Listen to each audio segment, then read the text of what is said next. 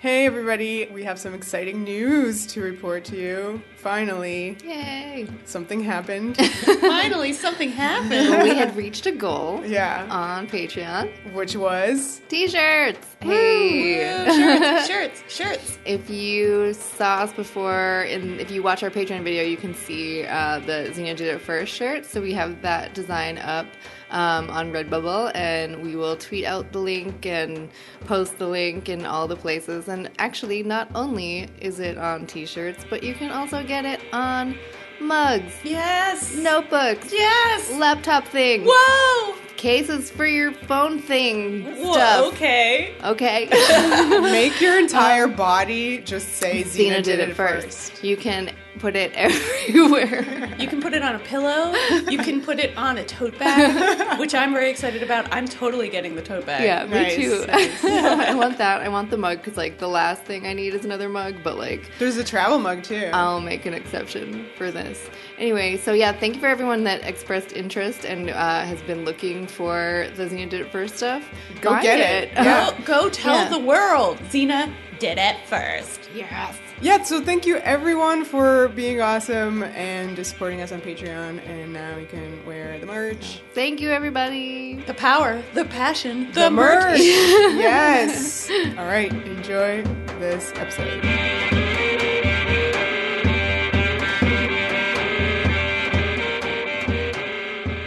Hello and welcome to Xena Warrior Podcast. My name is Vera and I'm joined as always by my two riparian co-hosts. What? What? I've I never don't heard know this it. word. This really is like a Sesame Street episode. How The do you word of the spell it? day. Let's write it down. Yeah. Our words are brought to us by Nora, our friend Nora. She has many skills with language. It is a word that supposedly means something like on a bank of a river. Okay, so An area between we a have river. some river That's- stuff Yeah, this and episode. banks and like stuff happens near a river. people get wet. They get wet and murdered. Before we get to our episode, which is Past Imperfect, we have Alanis in the house. All right. Hello. Always the best. It's me, Alanis. Thank you, Blaine. Thank you, Anne. Thank you, Kara. Thank you, everyone who donated to our Patreon. Thank you. Thank you, guys. Wow. Cool. Did Alanis leave? Did you put your Yeah, clothes she's on? gone already. She ran. She ran. She as put her fast clothes as on. She could. I hope you are now, like, reminding everyone About that that song is sung in video. the nude. Yeah. Oh, I think I mentioned every time Olivia does this. I don't sing it in the nude, She's though. in the nude. She's saying she's not, but she is. Now she has the clothes on. So, 409, Past Imperfect. Written by Steve Sears and directed by Garth Maxwell. Okay. We last saw Garth directing Forgiven, I Yeah. believe. Yeah, I was like, Garth, his past stuff is just kind of like episodes. Like, they're good. They're fine. Yeah, he did Mortal Beloved. He did Lost Mariner. Yeah, I think They're we solid. Mariner, screamed a yeah. lot about like Lost Mariner and his like boat stuff. Yeah, he did some good light in the boat. Yeah. Good boat light. That was like the one that I remember us kind of being like director. Praising him. Yeah. I mean, he does well here. There are a few moments, though, that I didn't like. Like, purely Can't wait to hear. directing moments. Can't wait to hear. Yeah. Nice. Save it. Interesting. All right. Cool. A pin Do is we in. like this episode? Well, Olivia previously mentioned that this is, the three-parter, right? The three awesome lady girlfriend of the weeks, although not quite Satrina.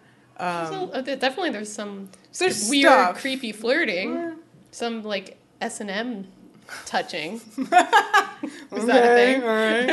all right. But this is like the conclusion of this three-parter. We had Crab Woman, we had Najara, and now Satrina. Yeah, do we like this episode?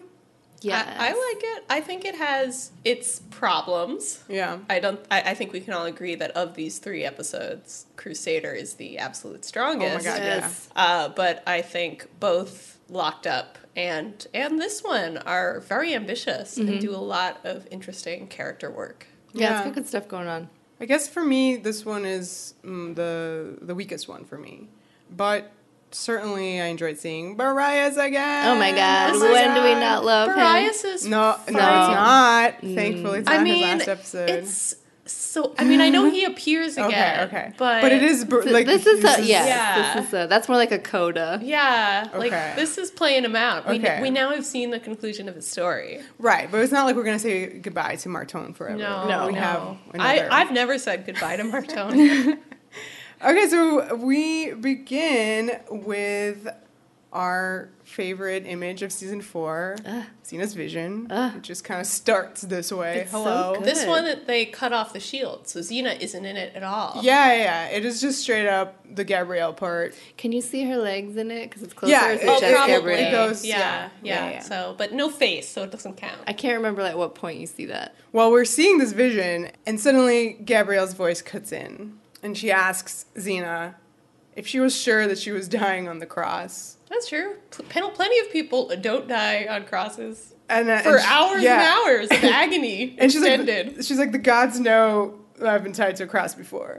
That was an amusing line. Like, well, it's happened before, so who Yeah. cares? But, for us as the viewers, that's a huge moment because that means Xena just told Gabrielle about her vision. Right, which is interesting considering it was such an issue Right. in Crusader that Xena hadn't told her and that Najara might at any moment tell her. Yeah. So I guess Xena has headed off that particular danger of Gabrielle finding out in some other way that would be hurtful by just doing it. Yeah, the last scene that we saw was Najara's sick burn of, Yes. you hurt her, so... Burn.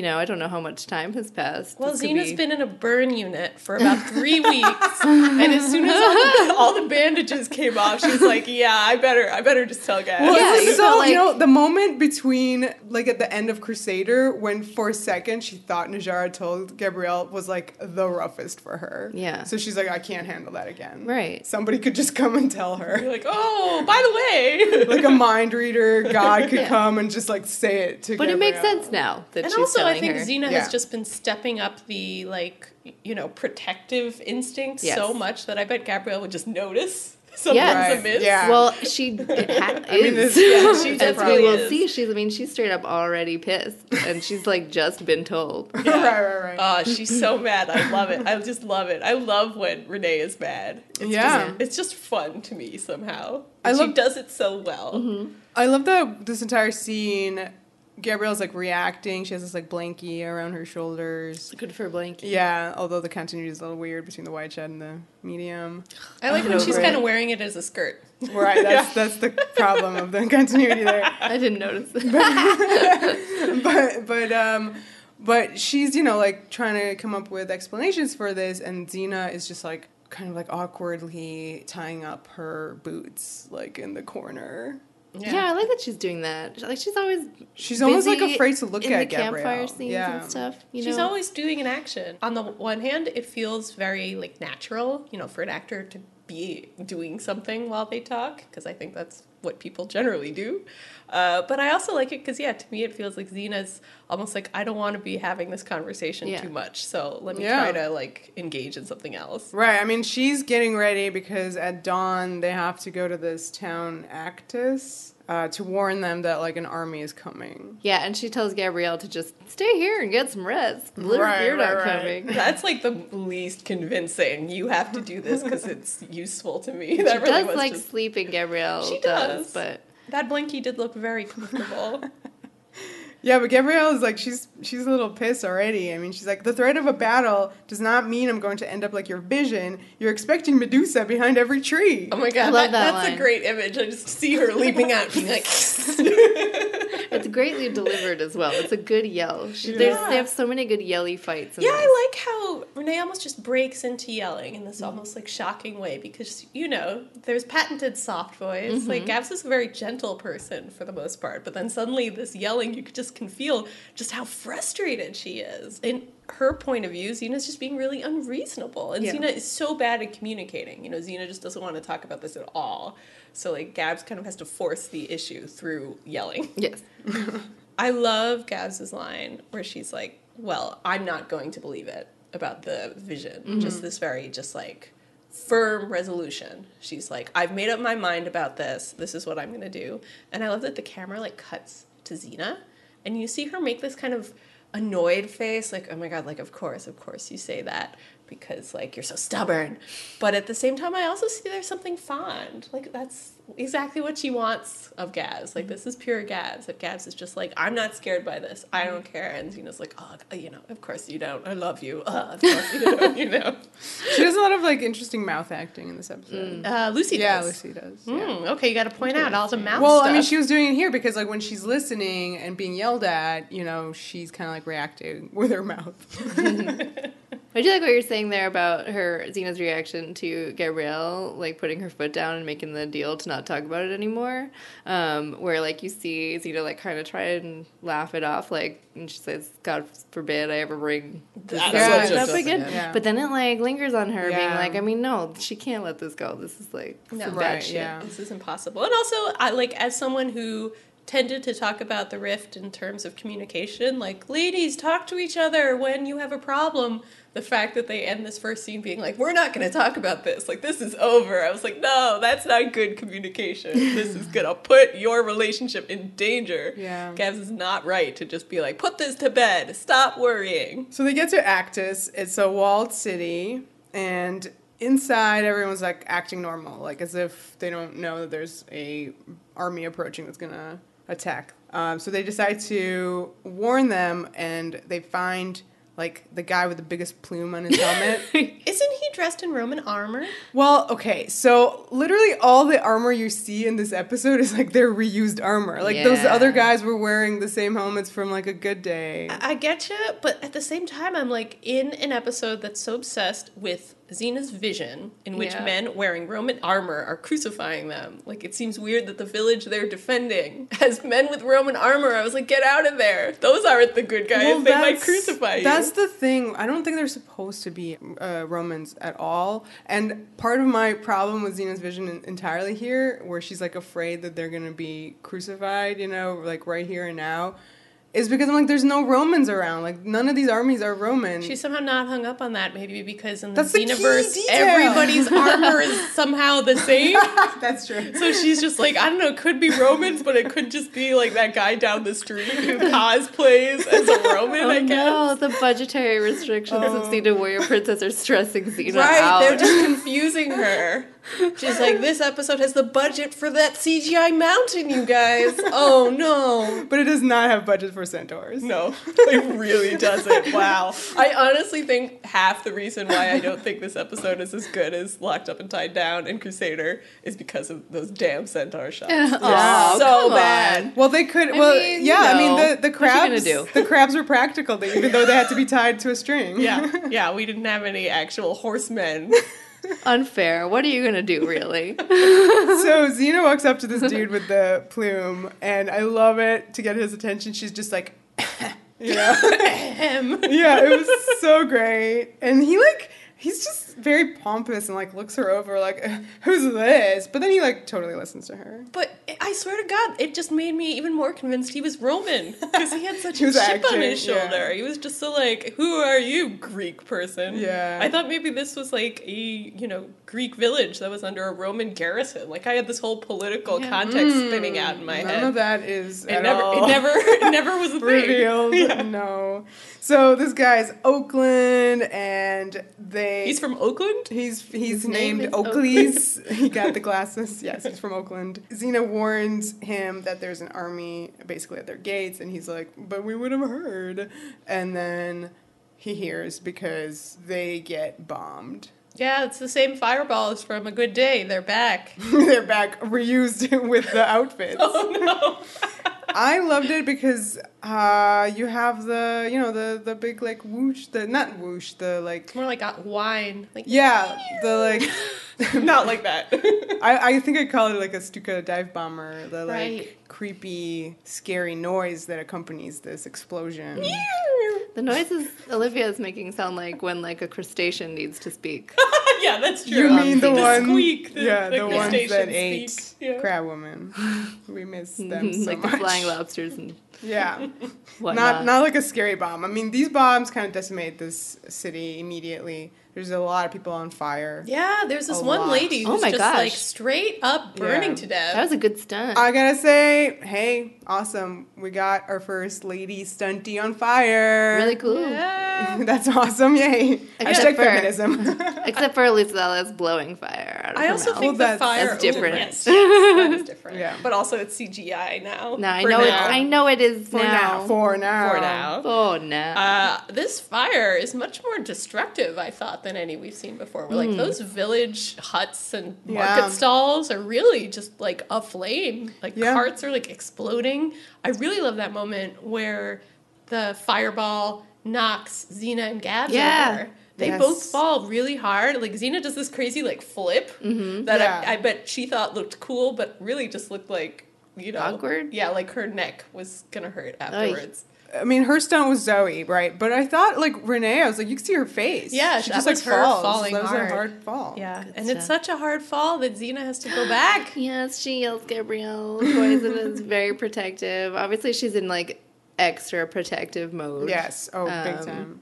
But it's very, very, very nice how she runs over to her. And I love that when Gabrielle kind of, like, you know, got her wits back from this small, tiny concussion or whatever.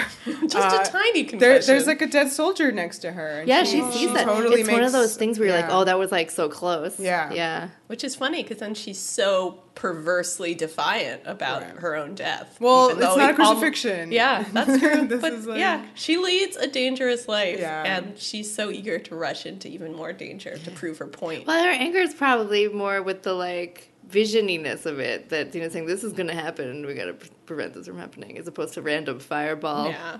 I mean, she lives with a certain amount of danger, like, you know, overshadowing her life all the time. So, like, to have that even, like, 1,000 times more so is just annoying for her. They start helping the villagers, and of course, some bitch is like, "Where's my little Where's girl?" my little girl? And of Why course, do little girls they're just always stand in there? the fucking middle of all the chaos, just standing there. I mean, maybe this is a really feminist message. This is like, little girls, don't be afraid of fireballs. Just walk around. Well, we just had, you know, our stunty lady on fire, Yeah. so that's cool. But no, this If you're a is- little girl, do not fear the fire. well, it causes people to be, you know, running around trying to save them and putting themselves in danger. And of course, Xena does this. She runs, grabs the girl, and on her way back, a fireball explodes behind her and just like throws her into the city There's gates. a little high-pitched noise as she flies through the air. Like, because she really, like, flies. She's like a launched projectile. It's just like... Oh no! Well, the last time we saw this image was in the quest when she got treed saving the little girl. Right. It's So, it's the almost a same- replay. And yeah. doesn't that then kind of go into a flashback? Yes, it does. Literally, it creates a flashback for Xena. This was the funniest one because once she's like back on the ground and it's like, oh, my brain's like, just like, let me just go into a flashback now. Like, it's got to be the most amusing transition. Yeah, this is one of the moments where I was a little frustrated with the way this had just kind of been blocked and executed. So Oh, this is one of the sorry, Garth sorry, problems? Garth. Okay. I just felt like this tonally was wrong. It was a little too cartoonish. Which part? Her getting Her knocked flying over? through the air with this little girl. Yeah. It just, it looked dangerous. I was worried about the little girl. It didn't really feel... I don't know, it both didn't feel real, but then was also like going so far towards like this violence that you have that kind of tonal mishmash where you're worried, but you're also like not worried because it was so silly. There was definitely no need for her to fly right across the entire village. They had just done this really great, like very convincing Yeah. fall, Uh-huh. being blown by a fireball. So then to do this one where there was just obvious wire Yeah. work, Yeah. it just felt really a bit stupid. And I think this episode does a few things like that, where it's a very grounded episode. It's very interested in these very subtle questions about the characters' emotional lives, but then it just makes a really unsubtle decision, and you're just like, why? Right. I can't wait to hear more of this from you. I love it. I love it. So the flashback. It's pretty cool. We have an army launching catapults, the same types of bombs. They're launching at a walled city. And then we have this dramatic turnaround. Gotta love the Warlord Xena dramatic turn. We just had one in Locked Up and Tied Down, so here's another one. Yeah, so I mean, like, here we recognize the hat. Yeah, our fave, the hat. I want this hat. It's good. Can somebody make 3 hats. us this hat? We'll wear our t-shirts and then the Warlord Xena hats. We would totally wear them all of Xena Retreat. Oh my god, yes. Oh my god, I want the hat. Oh yes, let's do it. So this is Xena, and this is her army, and they are attacking the Corinthians. This is the famous Battle of Right. Corinth, which we first heard about in Hooves and Harlots, and I think has since been referenced in other episodes, including Orphan of War and elsewhere. Anywhere where you find centaurs, you'll probably find some mention of this battle. Mm-hmm. And because we're now flashing back to that time period, we got our faves back. We got Dagnan. Everybody's fave, Dagnan. His glorious return. His mullet hair is back. And we have Borias. I do love that shot of, like, Warlord Xena with Dagnan kind of over one shoulder and Borias over the other. These two men who are kind of telling her different things. Right, so like devil, and, or devil angel, or devilish angel. I think it's the last one for sure. Xena's obsessed with the fucking stupid Ixion Stone. Damn it! This is another problem with this episode in that its major quest is for the Ixion Stone, which should no longer ever be mentioned. Like, I'm fine with Dagnan coming back. He's a great actor. He's a lot of fun. It's nice to have Lieutenant who connects back to an earlier episode of Xena. This episode has so much continuity. It's great. Yeah. It, like, throws itself backwards in time all the way to season 1. And amazing. Applause. But why keep the fucking stone? It's so gotta dumb. have that continuity. So, like, here's the thing. Otherwise, people complain. Well, yeah, the continuity is great, but, like, when they were looking for it before, you didn't know what it did. Yeah. And now that we know that it turns you into a mega centaur... Every time Xena's like, Alti promised I'll be destroyer of nations and I need the Ixion Stone, I'm just like, oh, honey. You don't want to be a mega centaur. Why would you destroy nations as a mega centaur?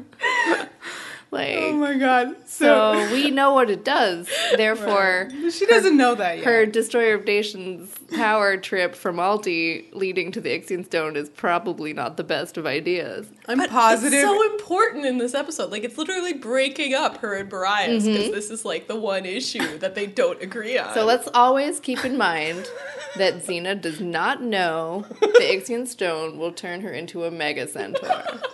I'm so positive they wish they could retcon that. I wish it was just some kind of magical, the Ark from Raiders of the Lost Ark, where it just vaporizes people or something cool. Right. Not giant mega centaur Xena. So I love that, the Corinthian army has retreated behind their city walls. And Xena's like, this leaves us time to search for the Ixion Stone. In the background, you see Dagnan be like, yes! Because we know from Orphan of War is very pro-Ixion Stone. Yeah. And Borias, meanwhile, is anti-Ixion. And he's like, that's a waste of time, Xena. Oh, I miss your Borias every time. I'm so happy to hear him. Even if it did exist, its power is not for us to hold. Is this during the sexy close-up where he's grabbing her boob? Not yet, but he grabs her hand here. First he just goes for the hand. Yeah. They aren't so sexy. I'm really sorry. Interesting, yeah. Their whole relationship, especially here, where we're about to find out that they've split the army, Borias is not as powerful. As you see, he's kind of on the same level as Dagnan. But he's draping himself over Xena. I feel like it's a little more strategic. Himself. It's like, look, I have this thing with you. You should really listen to me. Look, I'm grabbing your boob. Doesn't that help convince you? I'm important, He's like, he drapes himself over her and he's like, girl, I have the only stone you need. Oh, and I got 2 of them. No. But yeah, man, when he grabs her boob, that is something. Especially because she's wearing a giant furry sack. So you know that, like, there's literally, like, an entire animal's worth of fur between his hand and her boob. And I like that when she takes it off, she kind of takes it off, like, by the finger, like one finger. Ooh, that's like when you, like, remove a rat by its tail. Yeah. Like, I want to touch as little of this as possible. Yeah. That's good, yeah. She doesn't care about how much rats she touches. That's a good point. Also, it was really funny because he's like, you could be digging into under the city walls of Corinth to like get into the city, and she's like, but all my digging materials being used for the Ixion Stone. Xena's problems. Not enough digging materials. So they've got some prisoners, and they're centaur prisoners, and one of them sure has a face. Yeah. We've seen this guy before. He was in Remembered Nothing, I believe, as like a guy who stood outside the temple being like, oh, right. The no, face. The guy with the face. to Jaxer. Yes. So yeah, as soon as I saw this face, there were so many people in this episode where I was like, face. He works I know well your for- face. But he has like a centaur face. It's good. Like I know you have very specific criteria for who has a centaur face. No, I mean, there's only one centaur in my life, and he's going to be on Xena, but he was from Hercules. Lila, the centaur fucker, fucks him. Yeah. Not Lila the centaur fucker again. It's her bow. All right, so Xena is totally cool with executing these centaurs, but Borias is like, fuck no. Yeah, he gives her, I didn't write the line down, but it's this very sneaky, passive-aggressive bit of advice where he says a wise commander wouldn't, kill these people needlessly. And it's basically him being like, come on, Xena, be smart. Just be smart. Because she's constantly, like, provoking a war with the centaurs. And she's such a passionate person, and he's this pragmatist. He always looks at people as sort of future allies, just in the sense that it's a lot easier to make a treaty than it is to make a war. I feel like that's his way of looking at this. Yeah, so this whole like passive aggressive discussion is where he's like grabbing the boob. Yeah. But he does convince her, and she's like, all right, fine, we won't kill them for now. And dun dun dun. Yeah, and like walks away, and we have this like really great closing shot of her walking away from these catapults, and they're launching at the city again. So that's how and we're cutting between exit that and flashback. the present. Yeah. So it's almost as if Xena of the past is waging war upon Xena of the present. Whoa. So here in this scene where Gabs is mixing up some oatmeal, Xena tells her this thing that I already referenced, which is that Boreipus and she have split up the army in the past, and that her army is way more powerful than his. I really want to talk about this, guys. Like, what happened to Boreipus that he's now kind of on the back foot in this relationship?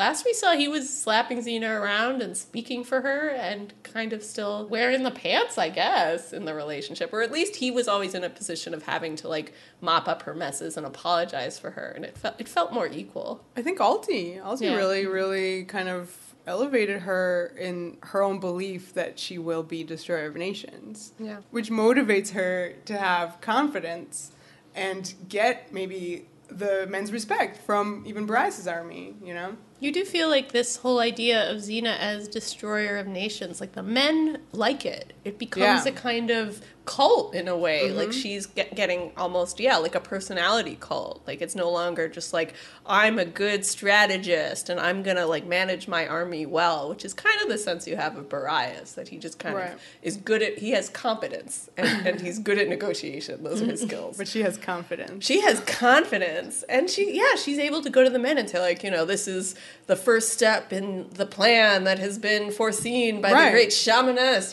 and people believe that easily, totally. Yeah, you would totally be into that. So yeah, it's interesting that this happened off screen, but you have the sense that Xena's career is kind of launching. It's like a star is born, Boreipus is like fading a little, and Xena is like getting famous. Yeah. So she's like, I saw the past.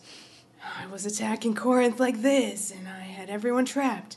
Like us.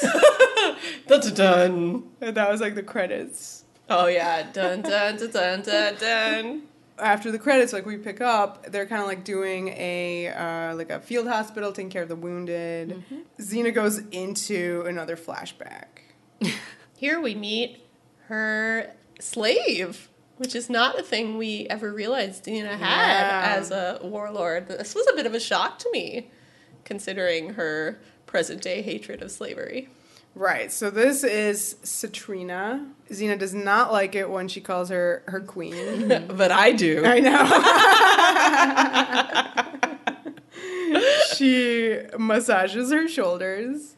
That's what she like, slaps her away. Yeah, keeps slapping her away, which immediately made me think of locked up and tied down with Gabs giving Xena the massage. So apparently Gabs is a much better masseuse than Satrina. Right. We also find out that Xena is super duper duper pregnant. Mm-hmm. And that's a secret. She hides it under all the furs. Yeah. I don't know how she expects this to, like, last. Like, it's crazy to me that she's going into, I guess, what's the biggest battle of her career. And there's a danger that she's going to give birth in the middle of it.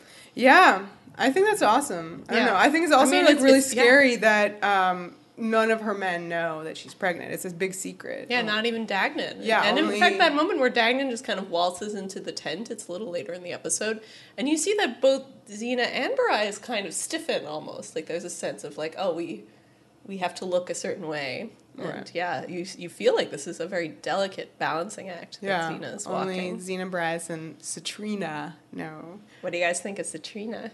At this stage? At this stage, well, I couldn't help but notice her outfit. It was very foreshadowy for Gabrielle's outfit. Upcoming.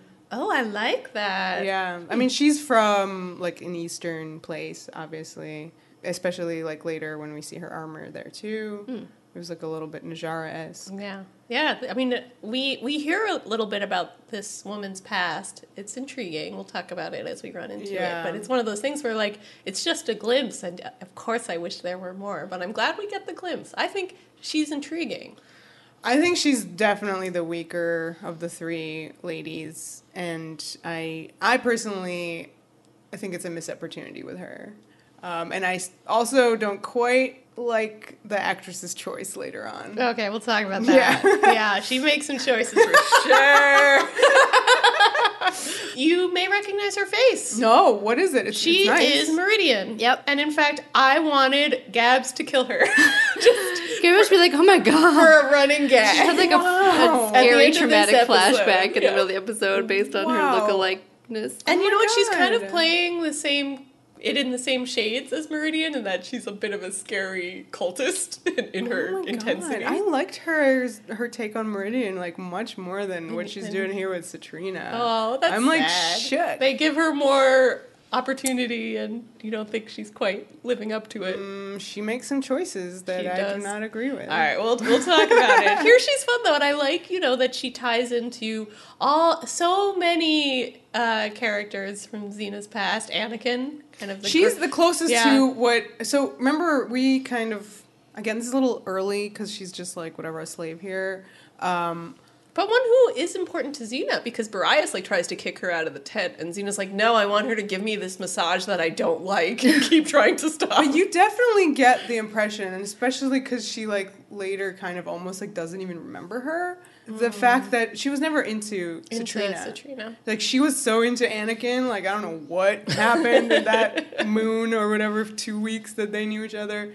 But this girl she was never, like, into her. But she seems to trust her. She's one of the only people who knows Xena's plans and knows about Xena's pregnancy. I mean, that's a pretty high level of intimacy. But you can see from Satrina, like, you can see that line that Anakin said about how Xena poisoned her heart. Like, you can... Well, I guess I wish... I guess that's what I wish that had happened with Satrina. A little more of that I wish we saw that. Yeah, who was Satrina before she came to Xena? From Satrina's mouth, it sounds like she's saying, like, that she'd always been this way. That Xena is just one in a long line of figures. We'll talk about it as we reach So anyway, this is a little bit later Satrina. I do like that. I did like you say that she's not into her. So I kind of like that if there's this stretch like post-Alti where like she doesn't care about anybody. It's just power. And she even has a slave. She uses people as property, which we've literally never seen her do before. Right. Like, you think about Malila, who is her prisoner, and, she was, like, opposite Satrina in that Xena was learning from her.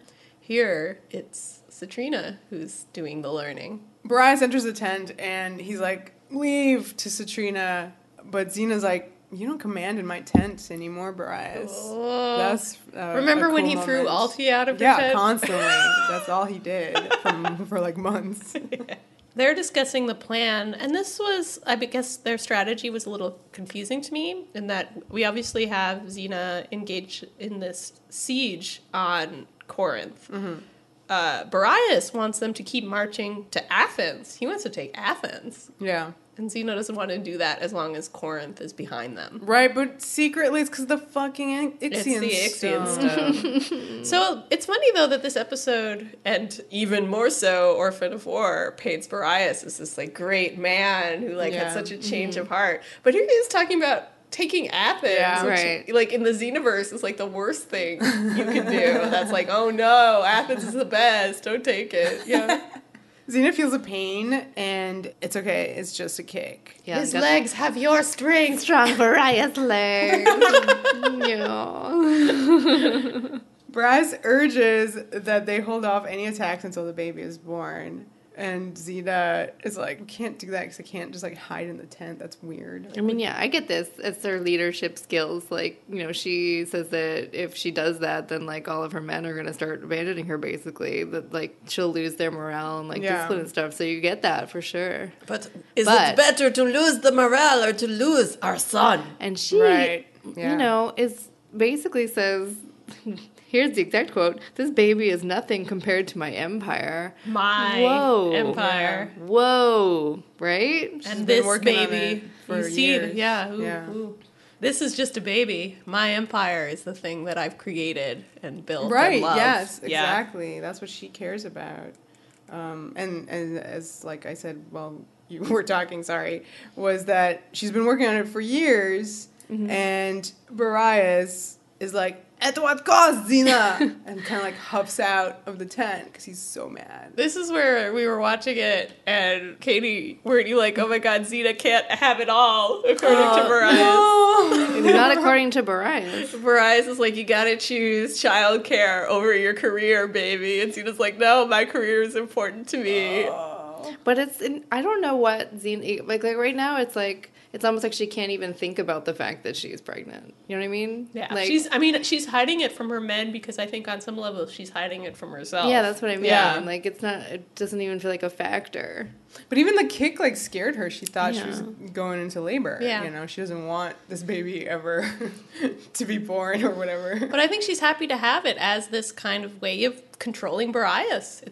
I think on some level she is aware of the power of it. Mm-hmm. Also, I'm sure that there's a level of her that kind of hates being weaker, because of the pregnancy. Absolutely. Yeah, she can't fight. Yeah. It's rough. So Satrina's like, this dude reminds me of my former master. And it's funny because what she means by that is that he loves her very much. Yeah, but which is funny. Xena doesn't know that. I mean, that's what she says. He loves you very much. He reminds me of my former master. Xena doesn't pick up on the fact that, like, she's later talking about the former master. Like, he's her master. He abused her. But this is a clue that probably that relationship was more complicated than Satrina's making it out to be. Right, but I mean, Xena also reacts to being like, well, I killed your former master. Bryce is like harder to, kill. I can't just kill him, okay? He had this tactic, like in his battle days, where he was taking the city of Rhodes. The former master Demeus, where he would poison the grain to sicken the troops so that they're no longer defending the walls.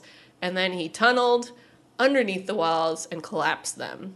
And through these devices, he took the city. And I love that Xena's just like, I can't do anything involving digging, okay? Right, yeah. Like, don't talk to me about digging. But she's all like, the poison grain. That's a good idea. I like the sound of that. Yeah. All right. Then when we exit the flashback. That's part of the issue with the flashbacks in this, is it's very delineated that way. Like, I am entering a flashback.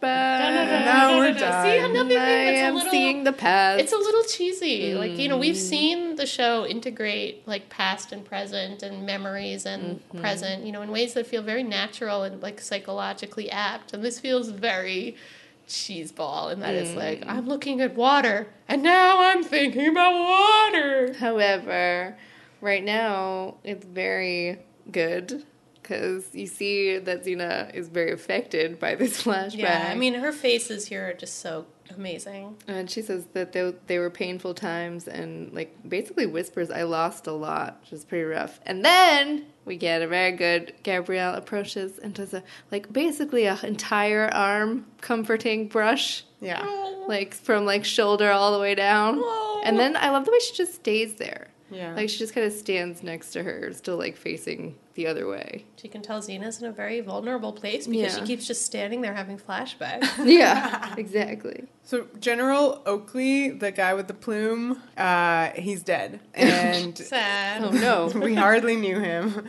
And the next guy in command does not have any battle experience. This feels like a reference back to The Price, where you had a very similar situation. The army attacking a very undermanned fortress and Xena trying to, quickly train all these people and advise them. Right, but here it's like convenient that the next guy's like, Xena, I could totally use your help. And she's like, okay. And If you ask nicely. yeah, So. now she's in charge. So now, like, as this is happening, we constantly have shots of, like, this Mother Teresa. Literally Mother Teresa is in this Xena episode, which is a huge get. I'm very impressed.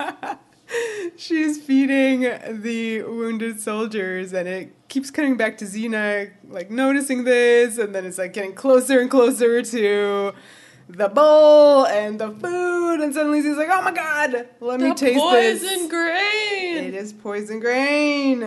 And that is why all of their men have been getting sick. I feel like Gabs looks a little startled by all of this because she was the one mixing up that Yeah. oatmeal, so she's kind of like, I worked hard on that. Yeah. Got her Gabs. secret spices. She figured out that the grain is poison, that, they're going to figure that out and, like, use the good grain. But now the concern is water. So Xena's going to go take care of that. And she's like, Gabs, I need you to defend this hospital, which again feels a little like a reference back to The Price.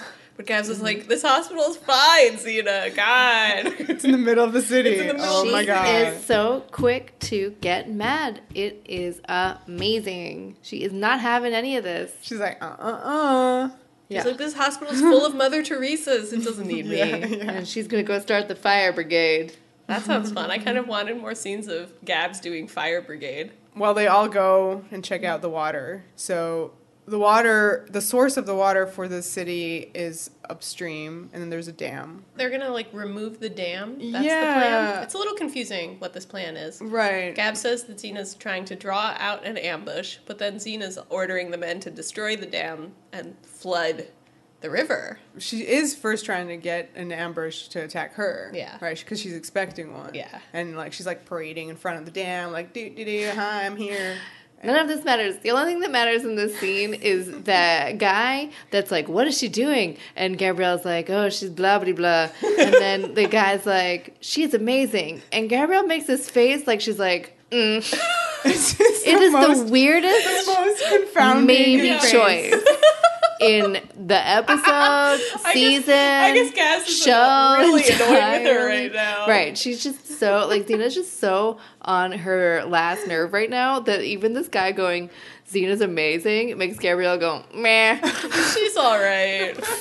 She's literally like, she like something smells bad all of a sudden. And she can't is the even face say that she anything in made. response, which is awkward. He says this thing, and she just kind of looks at him, and then is like, okay, back to silence. But it's so weird. It's wonderful because that guy, right, they're hiding in the bushes. I mean, he's acting like Gabrielle acted in season 1, right? Every episode. He's another one of these young, innocent people Yeah. who's amazed But she by is Xena. amazing. Xena is amazing. Xena is amazing, Yeah, and of usually course. Gabs loves seeing her Yeah. through people's eyes like this. Not now. Not She's right in the now. doghouse.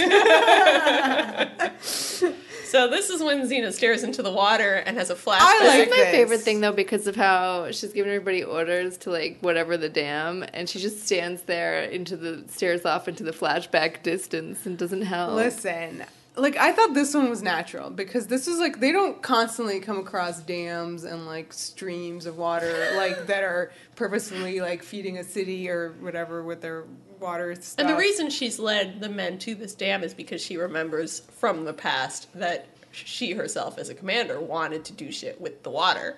I thought that this flashback represented that at this moment she remembers that. That's true. That's weird. You're she right. was She wouldn't be worried there unless about- she remembered it, but now she's remembered it when she's already Maybe she's there. remembering specific stuff. I she was worried that like the water, was going to also be somehow ruined, which is a legitimate fear. Absolutely. For like if you're poisoning the grain. It's a besieged city. So yeah, but I thought this was natural, where she was like, okay, like break the dam, blah, blah, blah, and then like looks at the waters like, you know what?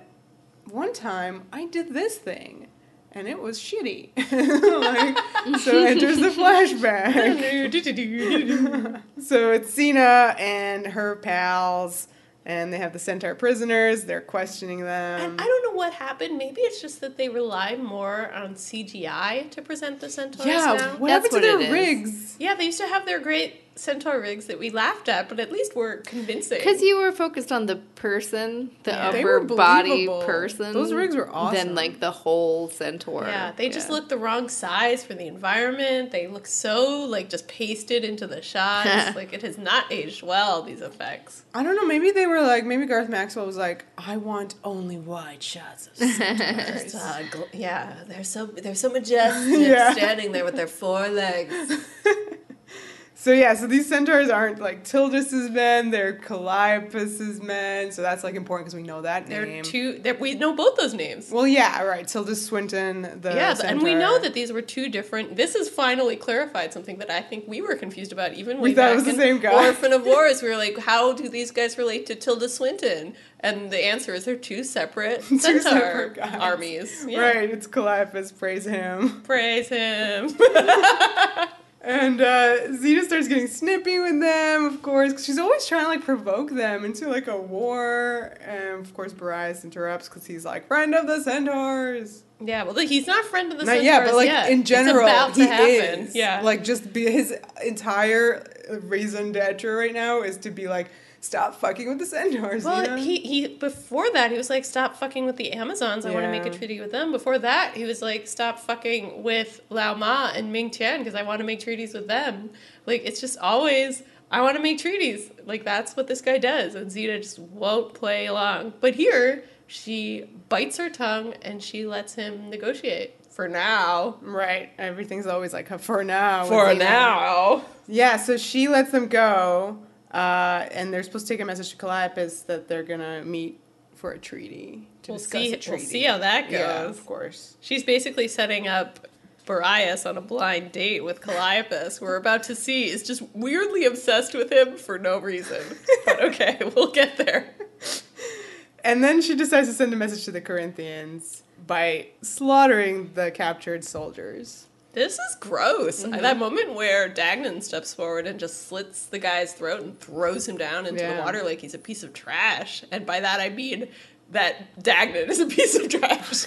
But yeah, it's brutal. And I like this because Dagnan was such a figure of fun in Orphan of War because he turned into a mega centaur and had that Whedon-y line about how he had to make a list. I'm going to make a list. Yeah. So he's a bit of a goofball there. And here he's a little scary. Like, he just does stuff like this and you're like, whoa, that guy. Yeah. And I liked, actually, Borias' line where he's asked if this is a sacrifice to Alti. Mm-hmm. I thought that was really cool. Xena says, no, it's just for shock value. Mm-hmm. Yeah. It shows that Borias is very aware of, like, what really goes through Xena's head. Like, he sees stuff like that, and he's like, I've seen her do this before with Alti, just like, ruthless killing for no reason. Mm-hmm. He assumes there has to be a reason behind it, and Xena's just like, nope. I don't need reasons. Yeah.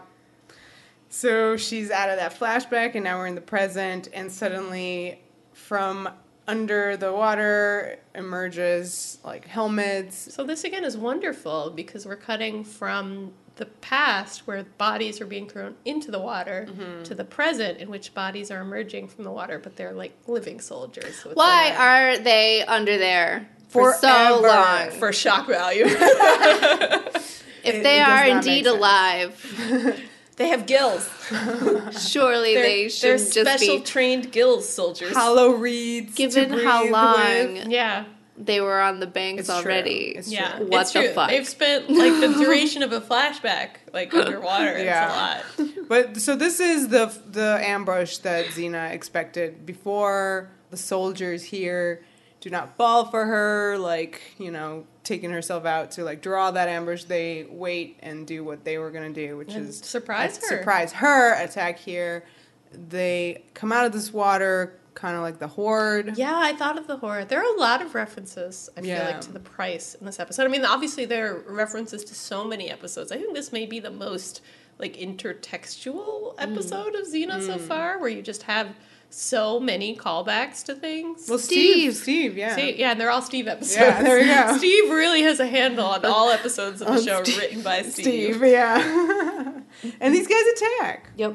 So during this is the fight with the pretty light, the pretty sunlight. Yeah. This is a good fight. Lots of action.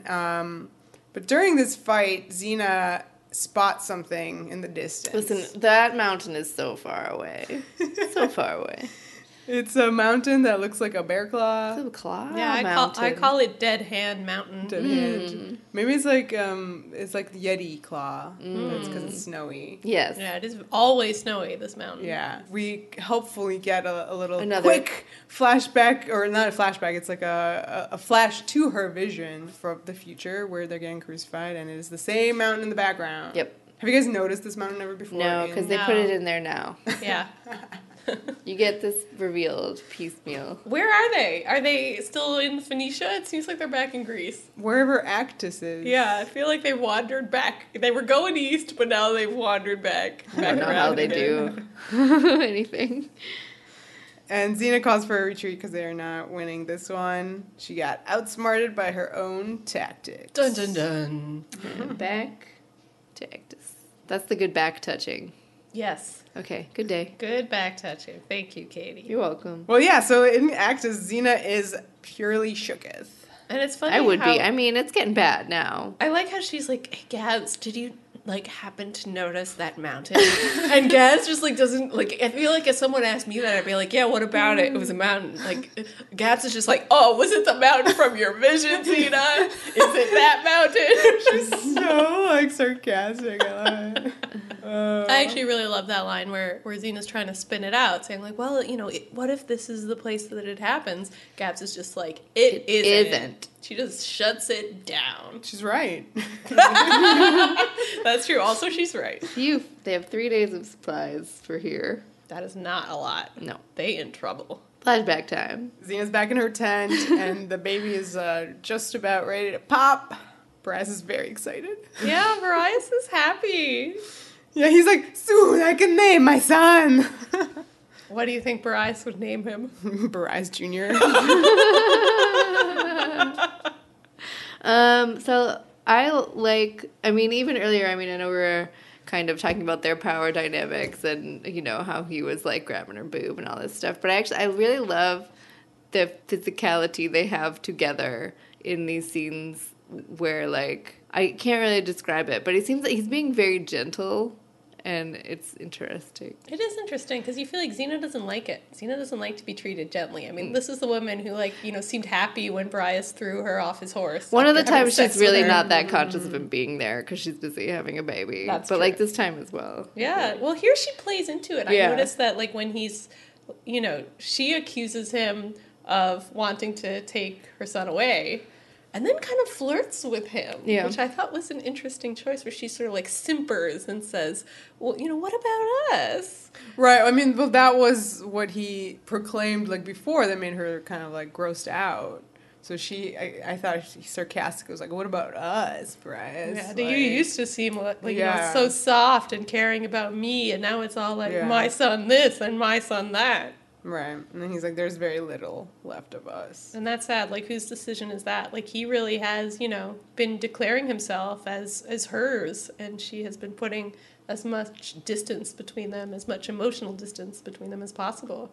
So, of course, he at this point understands that, like, he's never going to get Xena back. Right. But he still loves her. Right. She doesn't believe him, but it's true. And he says that the only reason their armies haven't crossed blades is because of a common purpose. Yeah. And that means baby. Baby. Speaking of Bryce baby. Jr. Big lines in this scene.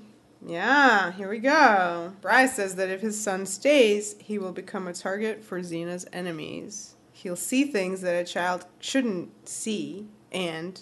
Then Xena finishes this thought process and says, and she's kind of laughing and kind of into it, and says, oh, he'll become like me. Right. Yeah. This weird jokingness that also has a lot of self-loathing built into it. I guess, but I thought she kind of had like a pride almost. You think she wants to raise a son? Well, to no, be like but her. I mean, like, because right now she doesn't think there's anything wrong with her. I guess my question is, like, what was Xena's plan? Like, she seems so annoyed with Borias for wanting to take her son. And, you know, I kind of share in her annoyance. Like, that if that's not what Xena wants, Borias shouldn't be agitating for it. Like, that's kind of horrible of him. It put, you know, we're kind of swooning, like, oh, Borias is such a sweet guy who really loves her. But he's, like, literally sticking by her, waiting for an opportunity to take their child away. I mean, their situation and the way they are as people is very interesting in terms of, like, talking about, like, love. And, I mean, he's going to address that a little bit later as well. But, like, they're both not great people, despite, the you know, being the great Borias. The great like, Borias! And then he does seem to be slightly more into, like, being a rational warlord. But he still very much wants to be a warlord. Yes, he does. You know, he wants to be a father. He wants to raise a child. He has these, you know, laudable desires. But you do feel that, it doesn't mean you know, people aren't all good or all bad. Borias isn't that saintly figure from Orphan of War. No. Where he's saying all the time and he was just the greatest. And Calliope just loved that guy so much because he made him sound like the best person in the world. And of course now we've met this guy. And even though we see he's about to do the right thing, you know, in some ways it's for the wrong reasons, like wanting to like kidnap your son, even if it's to protect your son. There's a sense of like that's not going to end well, buddy. Surprise. I think there's also a layer of Xena kind of missing when he was lovey-dovey to her, even though at the time she claimed that you was think she does gross. She feels jealous of the baby. Well, yeah, I mean, I guess so. And in general, like, it's something that like a beat we'll see later with Gabrielle and Joxer. Spoilers. But it's that thing where, like, you know, if I like having, even though I never return your feelings, I like having them. Yeah. So Dagnan enters, and he declares that his meeting with the centaurs went well. And what he means by that is that he's captured those same dudes as before, and also Calliope. Now they're at war with the centaurs. This is Calliope #1. He's back. Guy from Orphan of War. Right, which helps because, you know, we're going to actually restage a scene from Orphan of War, and it's nice that you have the same actor doing it again. The guy from Maternal Instincts, you may remember, that was a different actor. Wasn't that Tilda Swinton? No, I don't think so. He didn't play Tilda? No, was it? Really? That's confusing if they had one centaur actor playing another centaur. No. Okay, so I liked when Xena says that it's a little war, like teeny war. Just a little one. And then she does her Daenerys Targaryen realness moment here. I am the destroyer of nations. It has been foretold. The Ixion Stone is my path to power, and I will find it. I will unlock its mysteries, and the prophecy of the great shamaness Alti will be complete. Wow, what a speech. This is great because in my research for this episode, we had previously talked about, like, where does that phrase destroyer of nations originate? We all knew we'd heard it when Alti used it in Sintrade. It's from Orphan of War. Calliope calls Xena destroyer of nations. Gotcha. And now we see that it's because she made the speech to him. So he latched on to that and was like, that's what she wants to be called. It's stupid. I'm going to remind her of it 10 years from now to annoy her. Interesting to talk about, like, that being a prophecy in an episode and season about with prophecy. Yeah, and here, she's buying into it so much, it becomes her confidence. She's like, this has been prophesied, and hence I know this is going to be my future, and I can just live life just totally under the shadow of this, and I love it. Whereas, contrasting that with the prophecy in what Xena herself is referring to as a prophecy in the present day, and that's casting a shadow, but a very different kind of shadow. And then they'll talk about it later in terms of, like, what you actually call it, because it is a vision, and it definitely is something that she is seeing. Yeah. So what is it? Alti showed it to her as a way of trying to kill her. Right. That was its actual context originally, an important thing to remember. And Alti really is bad at telling the future. Right. Like, good thing it didn't work, so... So, we're still with the centaurs here, and Xena tells Borias that he's lost his edge Ouch. when he found out she was... She's about to spill the beans. Yeah. What? And no she longer like his. she has the hand on the belly too. Yeah. That's for us. Yeah, that is for us. No longer yours. Yeah. He's a softie. He's like, we lost our love. Don't make me an enemy. You became an enemy the moment you thought there was love. That's such a Nice. line. That's such a good line for them. That basically sums up their relationship really well. Yep. And then she orders that Dagnan kills the centaurs. And he's like, with pleasure. Goes in for the kill. He does such a bad job of killing the centaurs. Yeah, oh my god, there's like... This is another thing where I was like, Garth, what the fuck? This whole scene where, okay, so like, Calliope knocks Dagnan over and is just trying to step on him. There's a 20-minute scene of him trying to step on him with his front feet. And he's just like, he steps, oh, he missed him, he steps, oh, he missed him. He's like, I'm gonna get it, I'm gonna get And him. Dagnan, rather than just getting up, just keeps just rolling over and rolling over and rolling over. He's just like, oh, please stop, somebody prevent this. And then Borias fights Xena's goons, and then... This was shocking to me, even though you obviously saw it coming from a mile away. Just seeing Borias fight, Xena's men. Right, It was yeah. sad-making, even though you got to finally see the great Borias being Right, because this he jumped in. noble warrior Right. in defense of the centaurs. This is the beginning of Calliopus's Love huge for him. crush on him. Like, huge. So Xena throws a dagger at Borias, and he blocks it with his sword, and it ricochets off and gets Calliopus in the eye. I actually assumed she was throwing the dagger at Calliopus to kill him, and that Borias kind of redirects it higher. So I thought it was just... a Borias. It definitely ricochets. Isn't that really different? She's actually throwing daggers at Borias? I don't know. I mean, like the way that maybe this is like a problem with Garth Maxwell, but like maybe. the fact that Borias never At the end of the episode, reacts. Calliope says, you tried to kill me. I mean, I know she ordered Yeah. it. I All didn't right. think that she was trying to kill Borias, but I would have to go Okay. back, and that seems like a issue with the fight staging. I thought Yeah. it was an accident. I don't think she's at the point of wanting to do a situation. Borias murder. Maybe she knew Borias would He not didn't. He get certainly daggered. didn't react to it. That's the thing. That's why I thought it was just like an accidental ricochet, because he was like doing his thing. It was like a shot on him, and then the See, the I thought dagger he hit his saved blade. Calliope's life, like, once by jumping in to defend him, and then saved it a second time even more directly. But why by- did he ricochet towards his face? Well, he blocked it just enough. But it would have flown somewhere else. I mean, that completely. would have definitely been better, but they needed it to take out Calliopus's eye because of continuity. Yeah. It's a very confusing moment. Well, it happened. However, the intentions were, he no longer has an eye, and then he jumped. Yes, Yeah, yes. go ahead. Oh my god. This is OTP. so like Calliope Boreipus. reaches down. Boreipus. So yeah, Boreipus literally, this is when the ship rides away, because Calliope just like pulls Boreas up onto his back and they ride off together. Oh my god. And it looks so silly. Oh no, Garth, no. But this is how the great hero of the centaurs, Boreas, this is the beginning of his legend. Right. Yeah, and then so Xena spreads the word via Dagnan to all their men that they are at war with the centaurs, and Borias is their ally. Then she tells Dagnan that they're going to need a lot of wood, because when she's done here, there'll be a line of crucified bodies leading from Corinth to the Caspian Sea. I will crucify them all. Yikes. Crucify. Yikes. Continuing, She's crazy. Yeah, she's continuing the Daenerys Targaryen vibes here. Yeah, with that man. line, TBH. I mean, legitimate. A commenter on Whoosh pointed out that the distance between Corinth and the Caspian Sea is 1,700 miles. That's So, a lot. well, She has was a lot not of- kidding. she has a lot of plans. Yeah.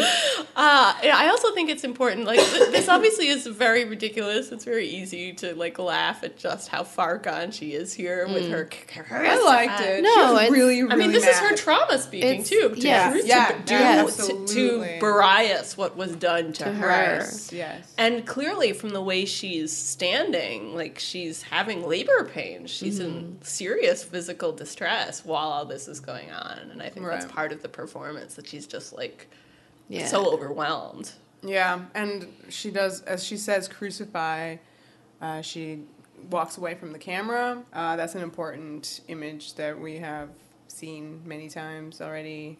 Orphan of War, and then continuing this episode. Yeah, Xena's many long walks. Yeah. Yeah. I love that the crucify echoes into present time. Crucify. It was, Yeah. I liked it. I mean, it could be not good as a choice, but it works. You guys know I'm obsessed with her original crucifixion, so. Of yeah. course. I think we're obsessed with all of her crucifixions. I mean, yeah. Yes. This is heading into good fight times. So Xena now understands that this whole thing is just like her flashbacks. Yeah, it's weird that she only figured this out now. It seems like that. I guess maybe it was like, first, it could be a coincidence. The second reuse tactic could be just a funny thing. Third thing, oh, it's someone literally doing me. Yeah. Right, and she's like, how do I defeat myself? Oh, I love this, yeah. More arm touching. He knows me. It's like, he is me. So much arm touching in this episode. Lots of draping over Xena by a human being. We do always like to talk about Xena as like, you know, we talk about why she is not a separate person, you know, her past self versus her future self, her present self. Mm-hmm. Like, it's fun to have her being like, oh my God, it's me. How do I defeat myself? And that person has become a separate person right now for her. Mm. Right. So Xena definitely wants Gabrielle out of there, and Gabrielle is just so not happy about it. No.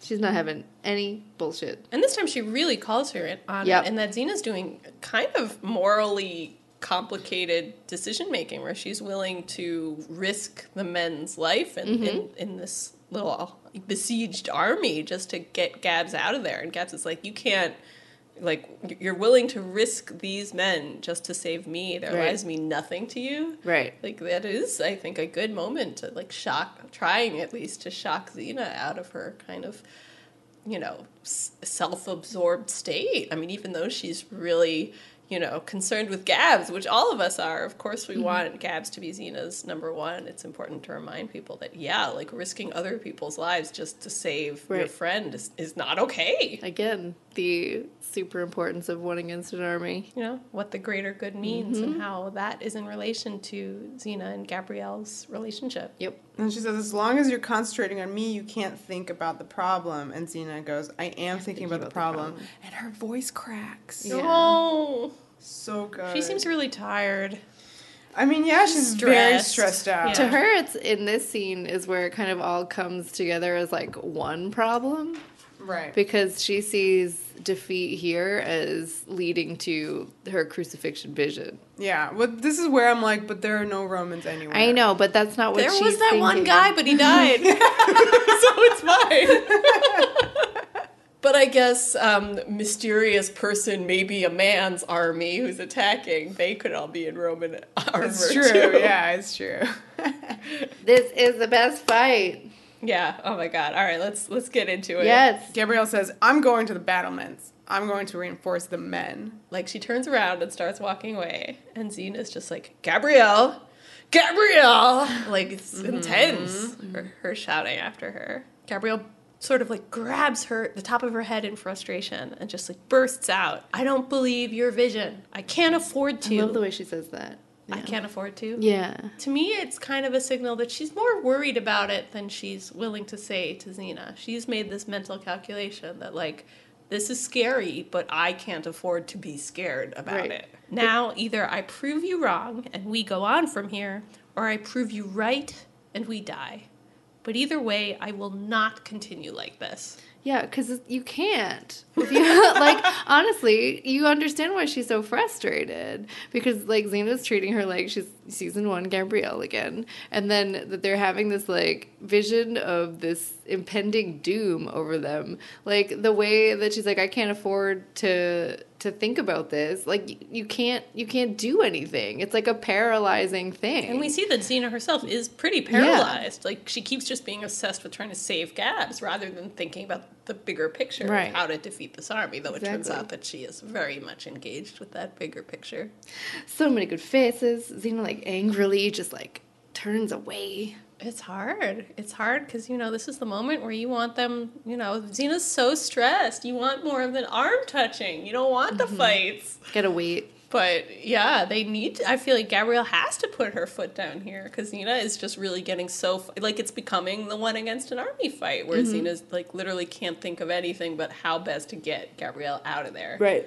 And Gabrielle hates that side of Xena. So it's nighttime, and we see soldiers digging beneath the city wall, and this is enemy soldiers. So we can see that they're not Roman. I know, that's true. They have, like, the black... We've definitely seen this armor before. Warlords serving Ares tend to have this black, chunky armor that they're wearing. All right, reused once again. They're like, oh, shh, be quiet so that they don't hear us.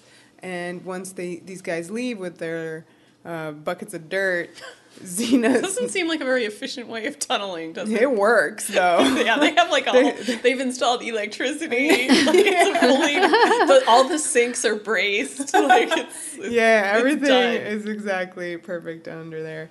Xena, once these guys leave, Xena walks right in. She's now in the cave, kind of admiring the complex, wonderful system that is there. And then she feels something in the back of her neck. It's like greater good all over again. Right. She takes it out. It's a dart. There's a little red feather tail. And flashback.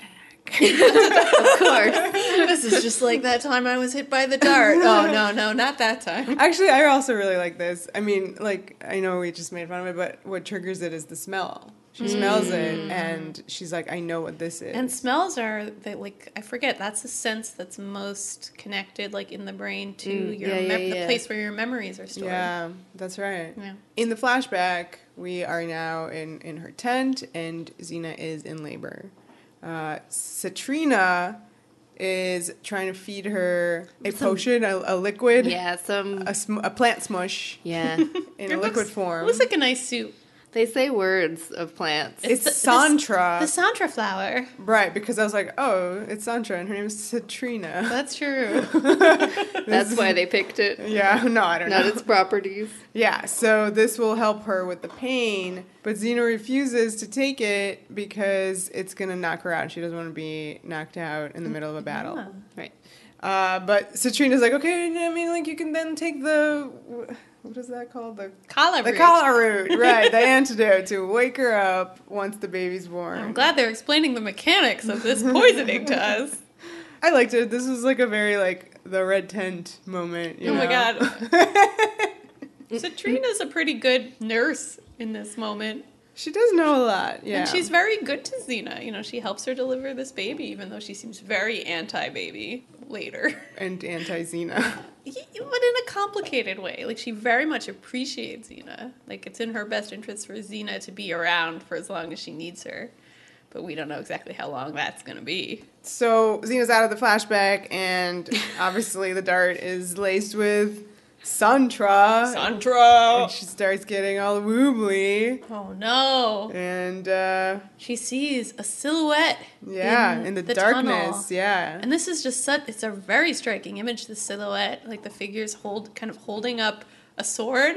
Like, you know, the picture of a medieval knight on a sarcophagus. Like, she's, like, holding it up at her chest, and it's a really cool silhouette. All right. Well, Xena certainly feels like she recognizes this person, and she goes, you. And then it's Satrina. She steps into the light so we can see her face, and she's like, That's right, Xena. It's me! Satrina, your loyal servant. I'm pretty sure this is the exact exchange from Locked Up and Tied Down. That's right, Xena. It's me, the Lhasa, your victim.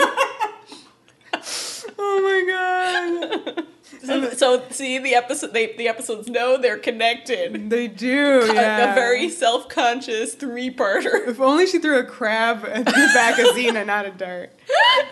So Xena passes out, and then Satrina and her goons or she keeps calling them guards. I thought that was so funny. She's like, guards!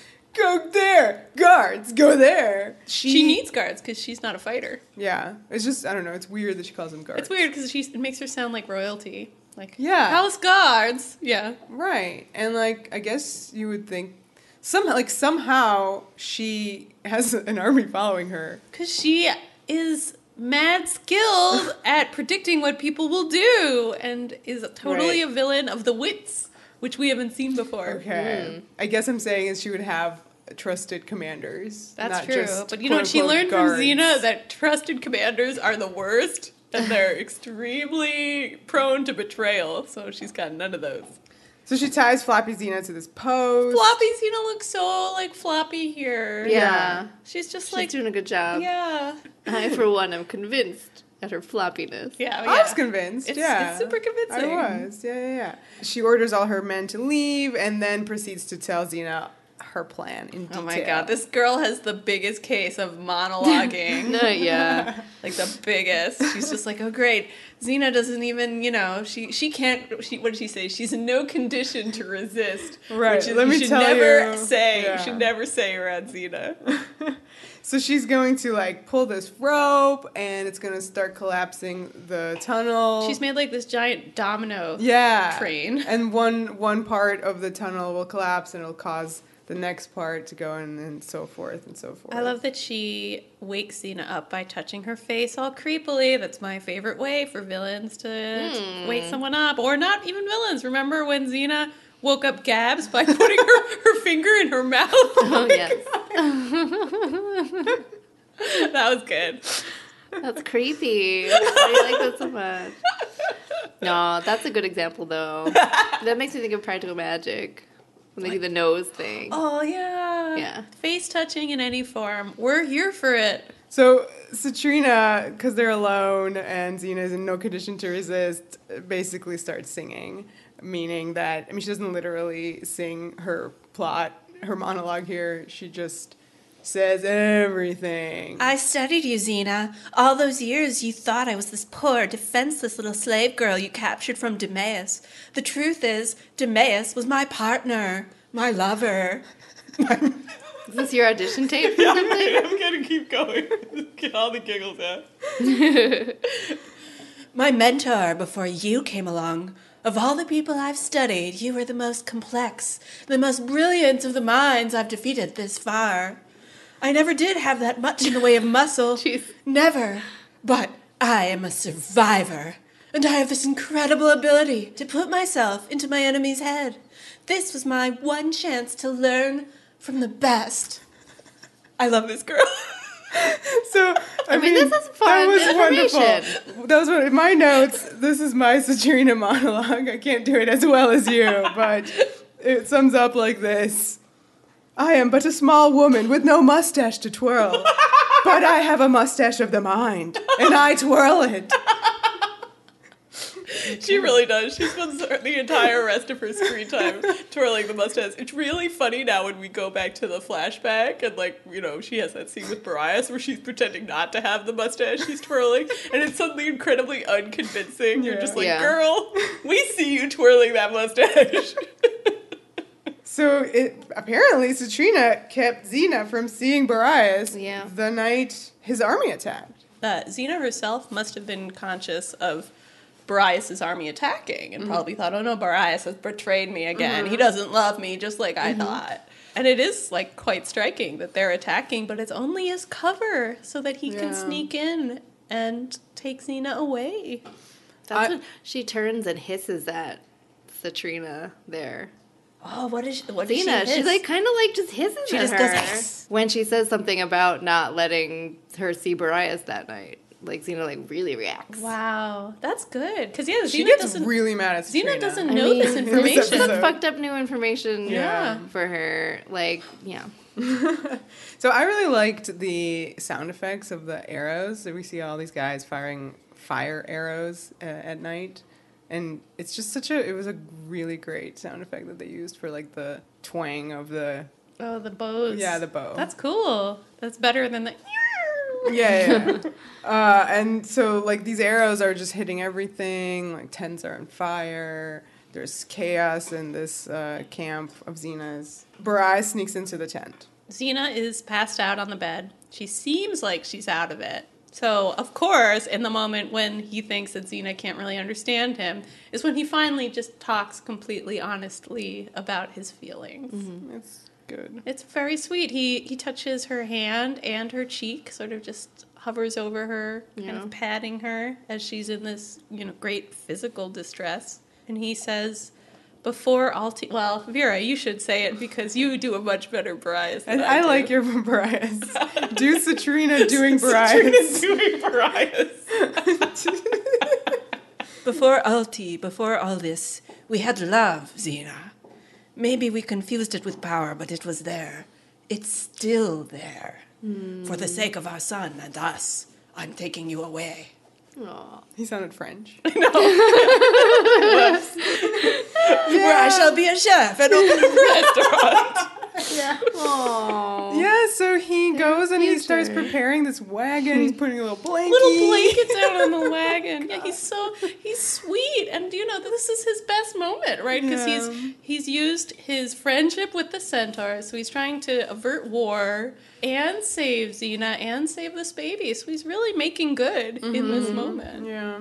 Like, maybe Boreipus could have had his own arc of being a good dude. Maybe, like, Xena and Boreipus with a kid could have gone off and been There's some alternate universe of the interesting show. people. Yeah. Or they just go and conquer they Athens, need a I don't know. governess, and they take on Gabs. Oh my god. And Xena and Gabs just keep making eyes at each other when Boreipus goes to work. Oh no. Satrina accidentally finds Borias doing this with the wagon, and she's literally about to scream, and he grabs her. He offers her freedom if she'll help him, if she'll just listen to him and not alert the guards, basically. Which, again, another moment, like, Borias seems to also have an awakening consciousness about slavery and wanting to free people, that these are people who he needs to appeal to and help. And she agrees. She's like, okay, fine, I'll help you. Of course, I'll help you. And that's... He's your son. That's so good. That's so good. But this is good in the performance, as you were saying, like, because now we know that she is, as he's about to say, a traitor, and you can see it now. You can really see it. She's about to do bad. She ain't hiding it. She takes out a knife and stabs him in the leg, Oh my god, that's so shocking, this Yeah. moment. And- Really sad. holds a knife at his throat. Yeah.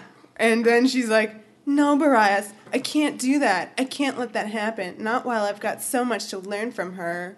My destiny is an empire, and Xena's going to help me achieve it. Not with you around. You'd only spoil the whole thing. Sorry, Vera.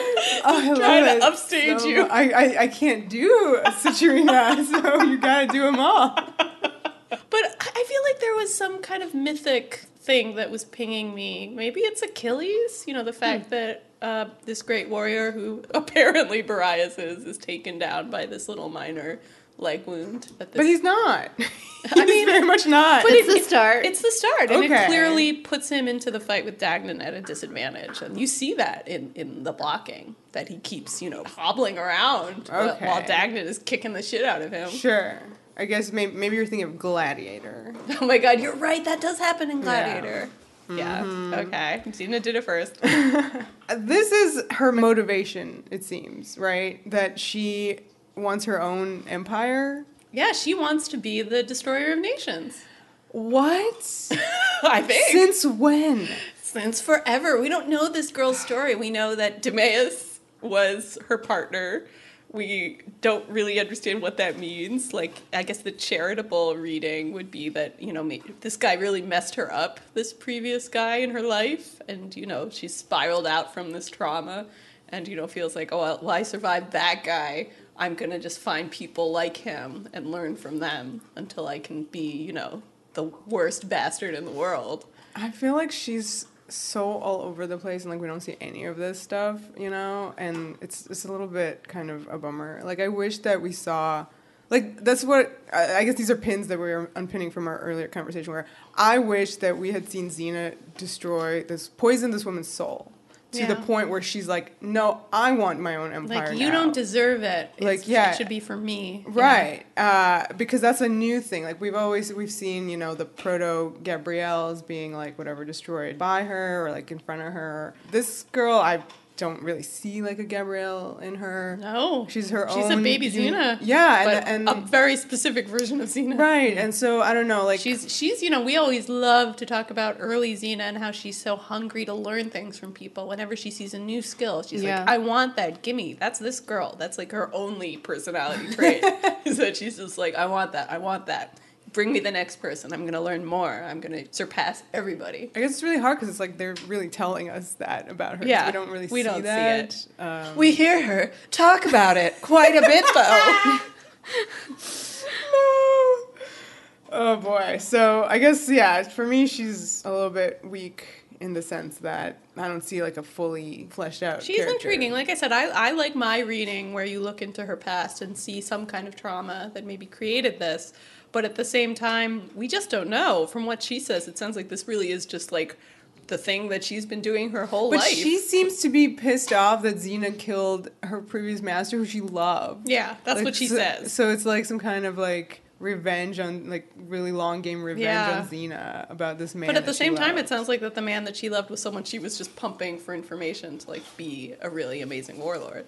Yeah, it's like unclear. Yeah, her it's entire unclear. past is sort of mysterious. Yeah. It could be that. It could kind of be a revenge story, but at the same time, she really doesn't seem all that hung up on Timaeus. She really only brings him up in the context of, I was learning so much from him, and you took him away from me, but then you were even better, so I was like, whoa, awesome. All right. I mean, I'm a little worried because the convention is that this episode has a story about Borias and Xena's epic love, so like when you're like, oh, Satrina had an epic love with her previous dude that Xena killed. Well, it may be similar to Xena and Borias, whereas it's epic, but it's also like really like ships in the night, and you're not really sure how to interpret it. Like, you know, there was so much violence entwined in this relationship that it's very hard to see it as romantic love as we like to think of it.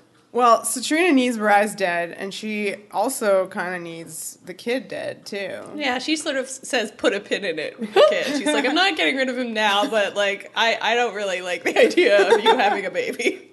This gets some wind in Borias' sails, and he, like, gets her off of him with the knife and limps towards Xena's tent.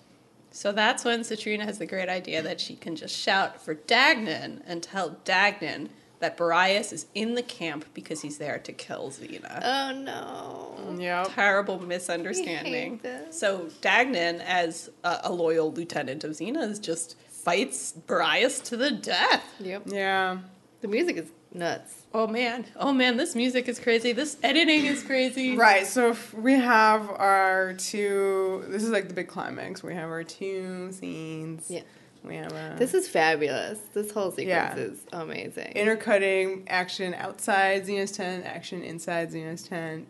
Xena is with Satrina, and she's giving birth, while outside Bryce is fighting Dagnan to his death, as you said. There's this part where Borias just gets hit by a horse randomly. Like, Oh, yeah. A lot of this is just seeing Borias, who like has this little wound, just get more and more kind of beat up, just to the point where he can't really hold his own. And it's sad because like I said, he was such a great warrior at one point, and you're really just seeing him almost like slowly taken apart. Dagnan gets Bryce kind of pinned on that wagon that he was... Oh, no, it's a different wagon. Or is it the same wagon? No, it's a it's a wagon. different It's wagon, a different 'cause this wagon. one's on fire. Yes. Also, Xena's tent is on fire inside. That's That's another bad. cool thing.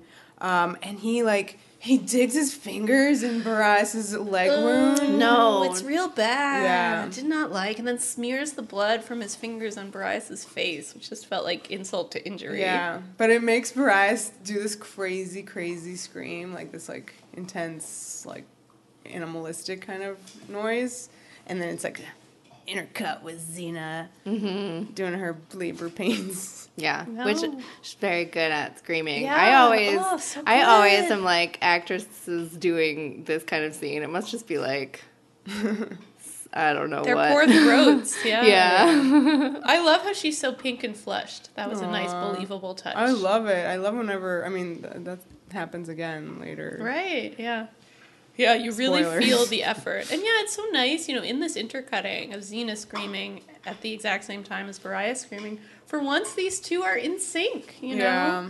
They're finally kind of on the same page, and it's in with pain. Pain unites them. Oh, jeez.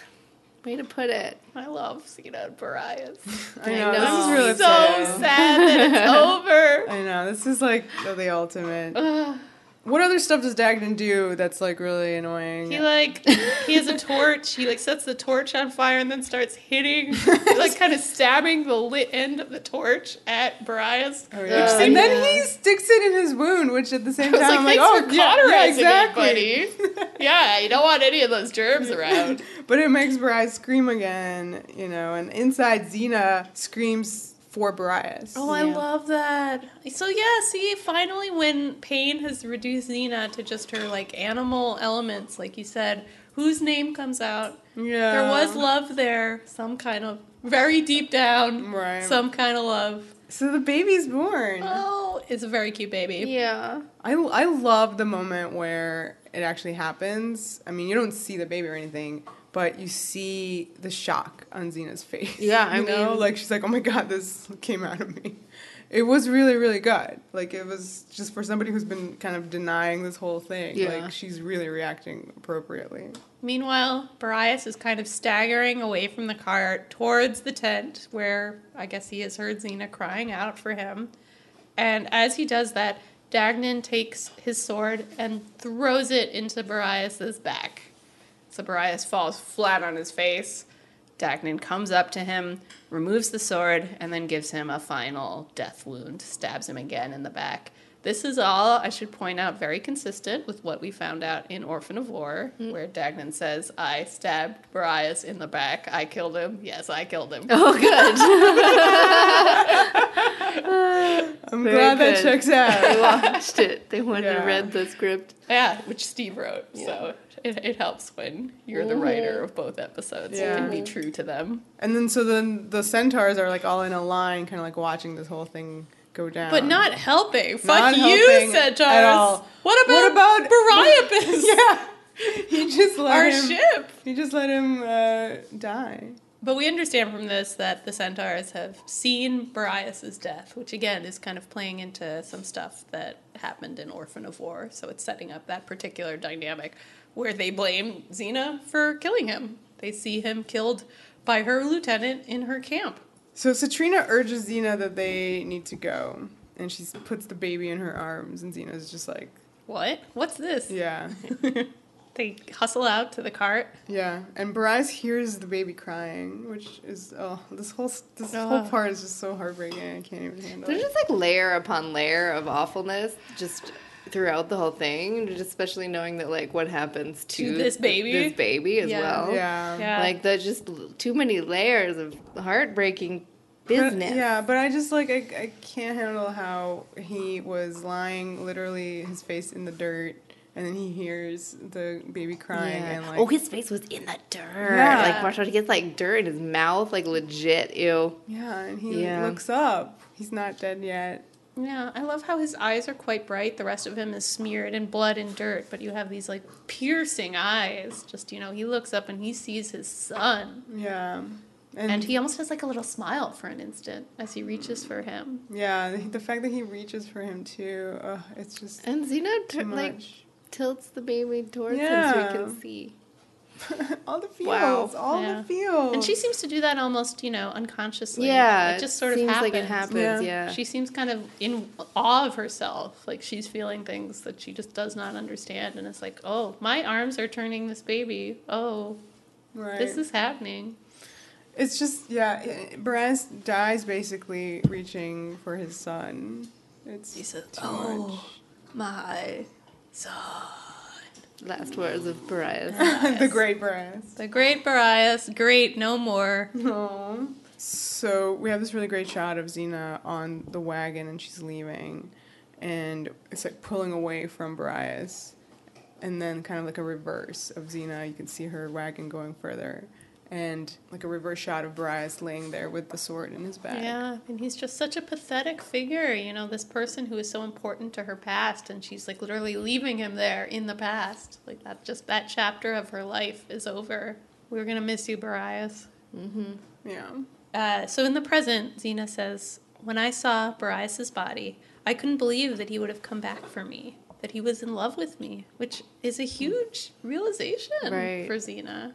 She, in this last moment, understands that I feel like up till this point, she, in the same way that you're saying, Vera, that she's almost been in denial of her pregnancy, she was always a bit in denial of, like, his feelings being true. Right, yeah. Like, Well, probably because she also was in denial. Maybe she had feelings as well. She didn't want them. She didn't want his loyalty. She didn't want his love. But in this moment of seeing his body and realizing that she had them, she understands, like, the joy of being on the receiving end of those feelings. But it is really hilarious that she is saying this profound thing to this woman Who's just like, I don't care. He sucked. Right. Well, And she helped kill him. Yeah, I don't know. Like, Satrina didn't know Xena and Borias. And like, their we, feelings, the audience, know it. She's so. saying it to us, okay? She's, like, filling us in on, like, where Xena and Borias stand. This is huge that Xena is able to say this now, because it is, I think, however you look at it, like, this experience with Borias is teaching her something about love, about, like, her capacity to love. It's a lot bigger than Warlord Xena was giving it credit for. And I think having this experience, really, it's like one of the first steps to her redemption is going through this and, like, this awakening of feelings in her again. She's someone who was so shut down emotionally. I think, like, you know, grieving Borias, understanding, like, that this future family that she could have had has now been utterly destroyed in part because of her own actions. Like, that is a big lesson for her. And, like, now looking at present day Xena and, you know, her struggles with accepting love from Gabs and having this person in her life who is giving her this thing that she feels guilty accepting. It's funny because, as we keep saying, past Xena and present Xena are not really all that different in this respect. Like, this is a lesson that Xena learned in the past, and she's still learning it in the present. Yeah, I love them so much, but I just wanted to be, like, clear on the point that when we're talking about love in terms of these two, that, like, we're not necessarily talking about this sweeping romantic love, or, like, the love when we talk about it on this show is usually about Xena and Gabrielle, or a different kind. So, like, their relationship up to this point, I would say, was probably particularly unhealthy. Yes, risk. I think that's fair to say. He pushed her off that horse. We saw it happen. But, like, it's interesting. That's why it makes these moments so tragic and fascinating, is because you see them both maybe getting. We know that Xena has changed, and, like, maybe he could have as well. And he was it's beginning like, to. I think he was before her. Yeah, like, I mean, a redemption but arc. he's still, like, in this episode, like, oh, let's take Athens. Like, it's not like he's, but it's you unclear know, but it's if like, that's what's just to stick with Xena. He Right. has to, you know, talk the talk. So- It's hard to say where he was, which is part of what's interesting about the character, is that this episode doesn't fill you in too much. You know, it kind of lets you make up your mind about him. Like, I find it very interesting that last shot of him with his bloody, dirty face, like, with those eyes staring, it's scary a little bit. Yeah. Like, it's not like like, it's not a romantic death where you're like, he's so beautiful, he's so tragic. You're like, No. kind of threatened by him. He's reaching and going, my son, you know? Like, you know, there's almost a part of you that wants Xena to, like, grab the baby to her chest, being like, no, mine, you know? Like, I didn't see it that way at all. I thought that was the most beautiful shots of Bryce ever. Oh. They went out of their way to. It's honestly, he's like, the thing they say about Cersei, right? To redeem Cersei Lannister is that Cersei loves her children.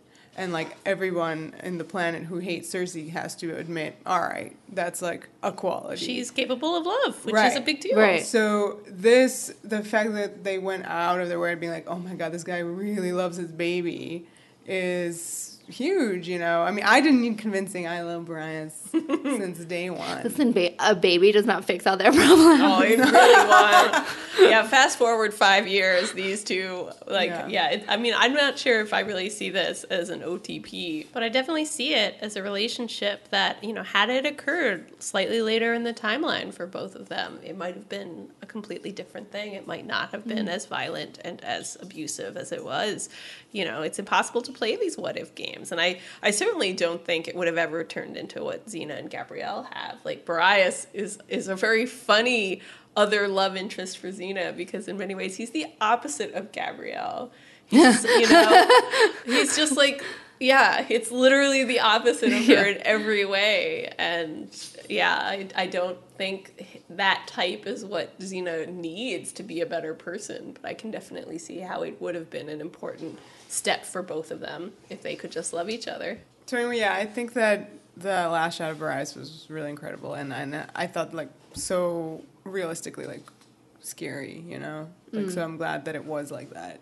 Yeah, I like it too. I'm glad it wasn't trying to be sentimental about this. Yeah. You know, it just kind of was very matter of fact, and it Yeah, was nothing powerful. about it sentimental. Yeah. So in the present, in our tunnel, Satrina lays out her plan that she's going to collapse the city walls, and that's how they're going to capture this city. And then Xena, meanwhile, is like, you know, poison grain was the key. Because no one else poisons grain. Ever thought to just poison the grain of an army they were laying siege to?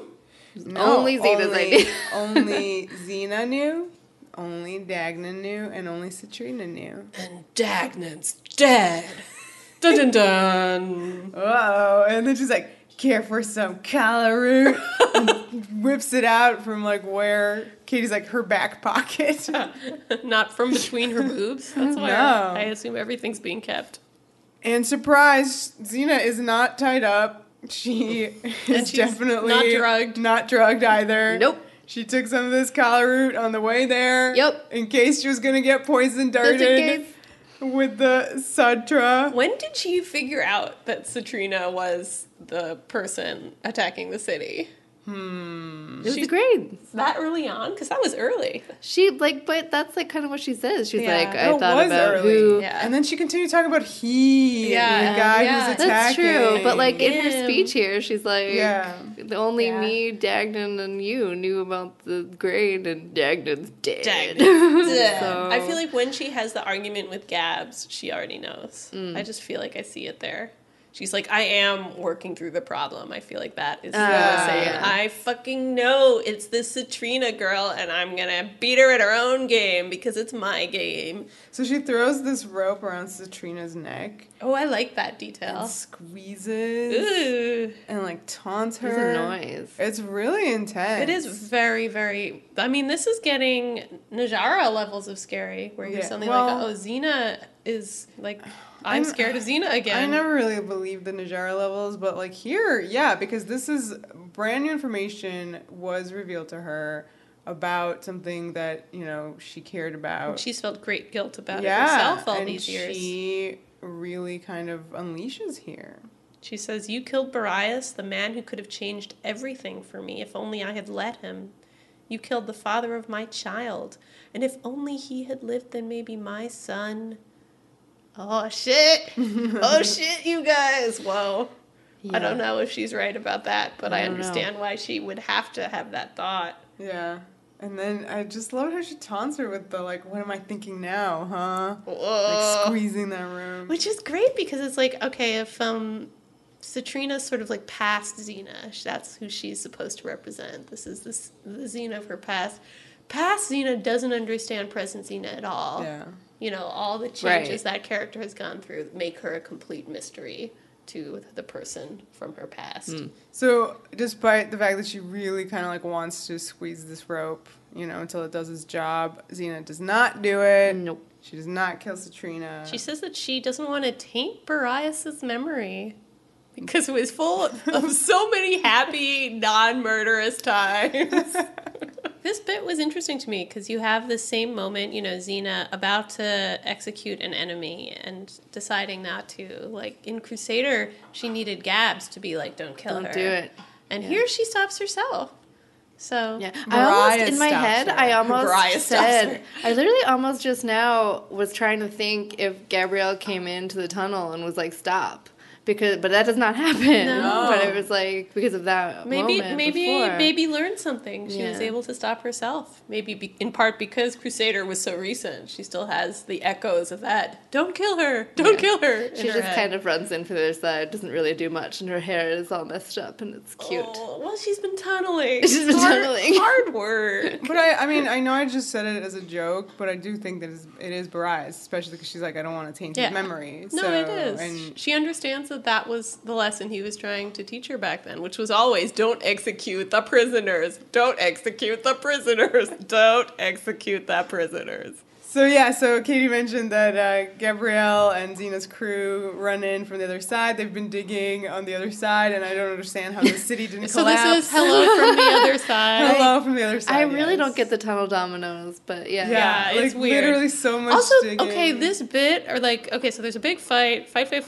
While the fighting is happening, like, Gabs is in trouble, right? Yeah, so, like, she Xena has two to go, goons on her. Yeah, Xena has to go help Gabs with the goons. And hence, Satrina's kind of on her own. So she, like, because she's not a fighter, she's just wily.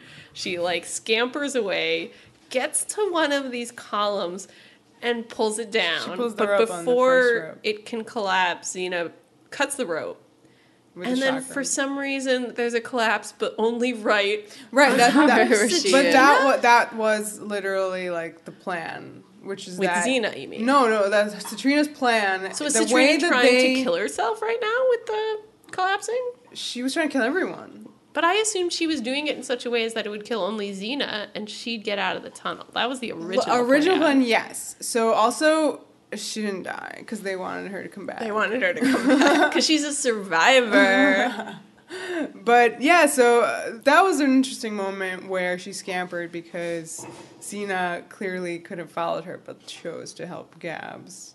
That was the right choice. Of course, yes. Always the right Can choice. you imagine that Gabs just dies with the goons? No, And we have my Satrina God. and Xena forever. Xena throws the chakram and it cuts the rope before it can collapse the next part, and only that one bit falls, like rocks fall. Still so confusing to me. She cut the rope, and somehow only the part right. What? Yeah, I don't know. It was supposed Don't to be ask that too many questions one about this. of the collapses would make the rest of them fall. So, but anyway, yeah, she is not dead, probably. So then we're on the last scene. Campfire scene. I mean, it's not technically the last scene. Yeah, It's a scene within a scene. The girls talk about destiny. The D word, our fave. Dagnan, that's my favorite word. Gabs marvels at how quickly Satrina's army has broken up. Xena explains that, she promised them a destiny that she couldn't fulfill. So as soon as she's gone, this cult of personality, it just breaks up. And then she reminisces about how Alti promised her a certain destiny. Yeah, I love these lines of Gabrielle's. Funny thing about destiny, you can't ignore it, can't rely on it. That's very wise from Gabs. Remember when Gabs thought she was an oracle? Oh my God, yeah. She seems a lot harder on destiny now. Right, well, this is where Xena decides to call her vision prophecy. right. Yes. And She elevates being it. distinct from the concept of destiny. Right. Yeah. Destiny is what Obviously, is to be, and this is this. what might be. Yeah. And I like that Gabrielle kind of stands up at the word prophecy, because Xena changed it, Yeah, and this is the elevated first it to time it. we've heard her Yeah. use that word. And It was just a vision before. Right, yeah, Less yeah. weighted. Right, so she's slightly mad again. Yeah, nobody said anything about a prophecy. But then she calms down. I feel like it becomes more of a soothing speech as she lists some other possibilities of what it could be. A warning, a sign, a guide. And as she says these words, she's coming over to Xena's side of the campfire. Right. I was about to say, her saying that is literally what Xena has been kind of trying to do the whole time. Which Right, is, use if it this as a guide. is going to happen, then I need to take actionable this. steps Yeah. to prevent it, which But I guess Xena's are just been not doing the it way in a that- hysterical way Yes. versus trying to do it in a way that's really thinking about what it means. Mhm, Yeah. exactly. So, Katie, would you like to describe a little bit the physicality and blocking of this moment as Gabs comes over and sits next to Xena? Well, sorry. I get so distracted by the ending of it that that's what I was thinking about just now. Yeah, that's Well, the then best part. she she goes and walks over and she sits down slightly behind Xena, which is sort of the same blocking as in other big campfire scenes that we have seen between them before. Not that, there are many campfire ones, but famous ones. Callisto. Like in Callisto. Yeah. So she's she's kind of there. She's always like slightly like to the side and slightly behind. She's a pillar of support. Yes, Yeah, exactly. giving her space, but sort of offering herself if she needs it. Yeah. Right before they go into the last flashback of the episode, there's just quite a lot of yet more comforting touching. To the point where she's like running her fingers in her hair. Oh. Yeah. And Xena just has such a horrified look on her face. Just like how should you describe it? Kind of like a shocked face.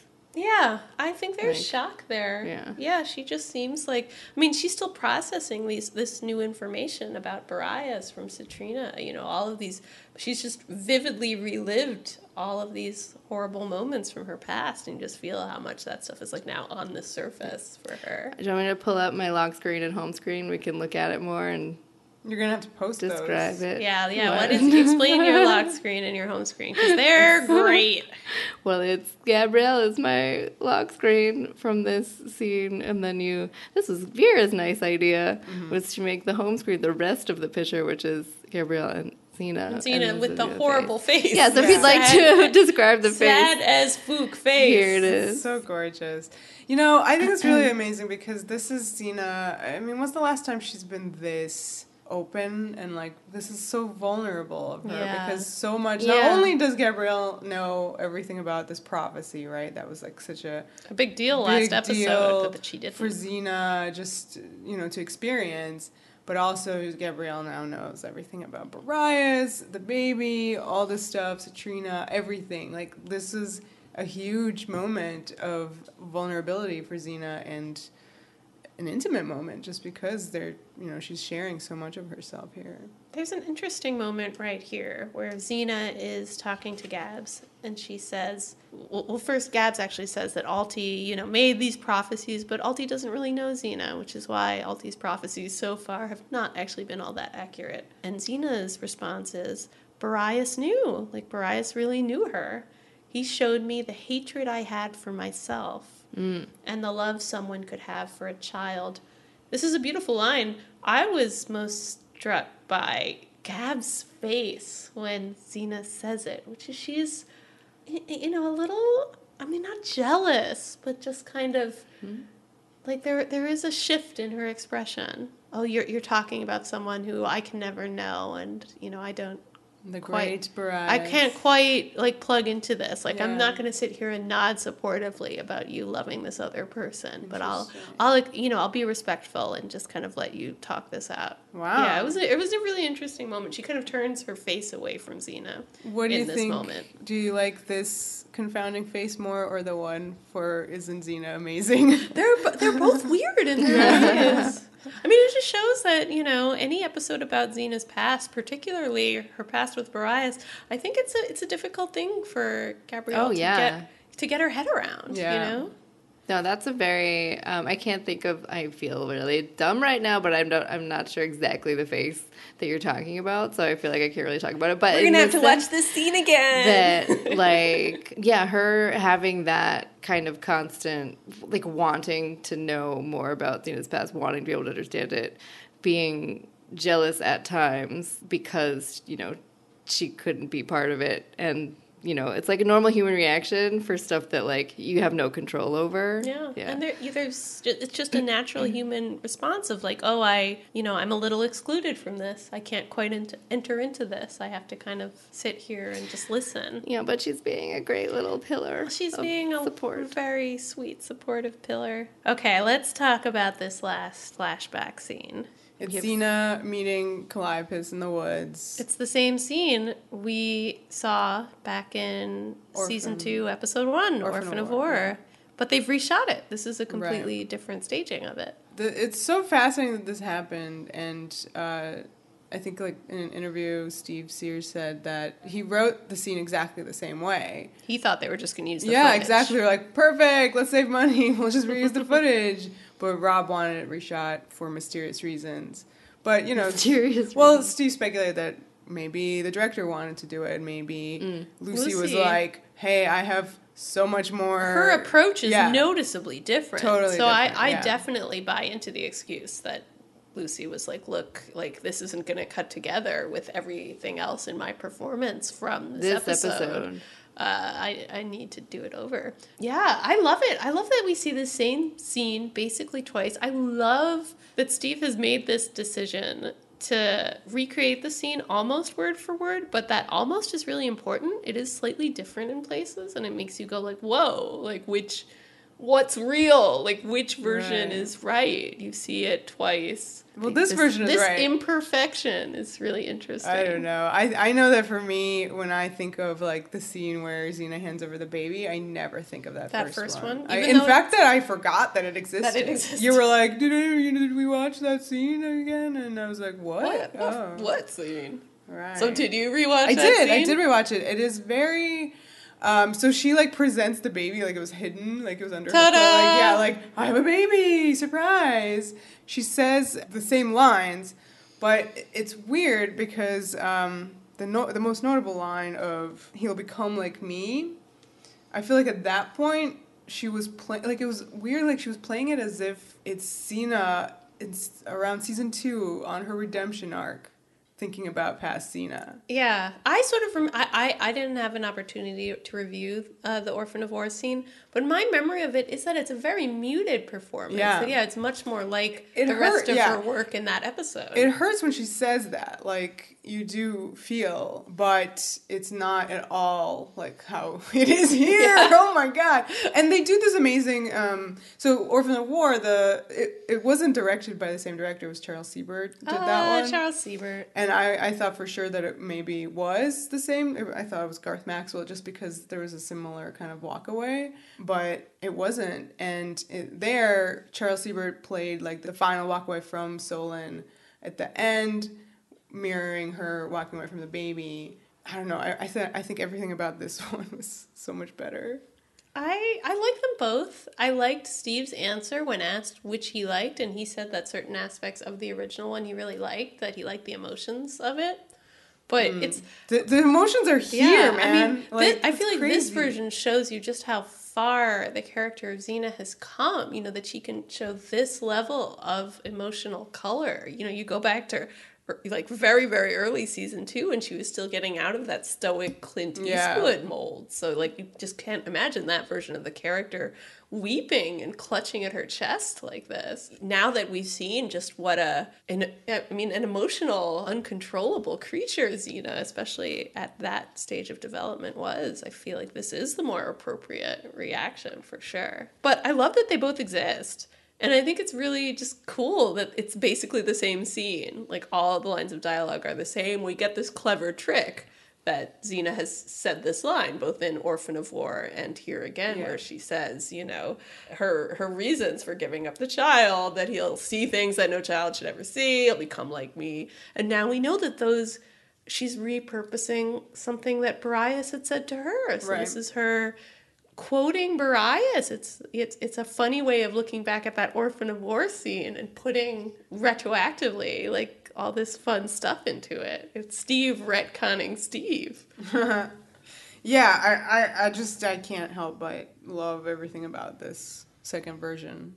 So let's talk a little bit about some of Lucy's work here. I love her face when Calliope... I do too. Her face. I mean, her face is so good. It's just the best face. But particularly this face when Calliope raises the baby above his head and is like, the son of Borias. Right, like this, like Simba. He also played that. He chose to play that way differently. Yeah, he did. That's true. He decided, he was like, he took the son in Orphan of War and kind of was like, the son of Borias, I shall raise him as my own. Yeah, very again, stoic. So much stoicism. Yeah, and here he's like, you know what? I'll do Simba. He did. But you see Xena looking at him, and she's so heartbroken because, this guy's kind of acting out what Borias would have done, which is like, this belongs to me now. Yeah. Taking this away from her, and you see the pain of that, even though that's what she needs to have happen, that just seeing someone be like, yes, this is mine now, and being like, not mine anymore.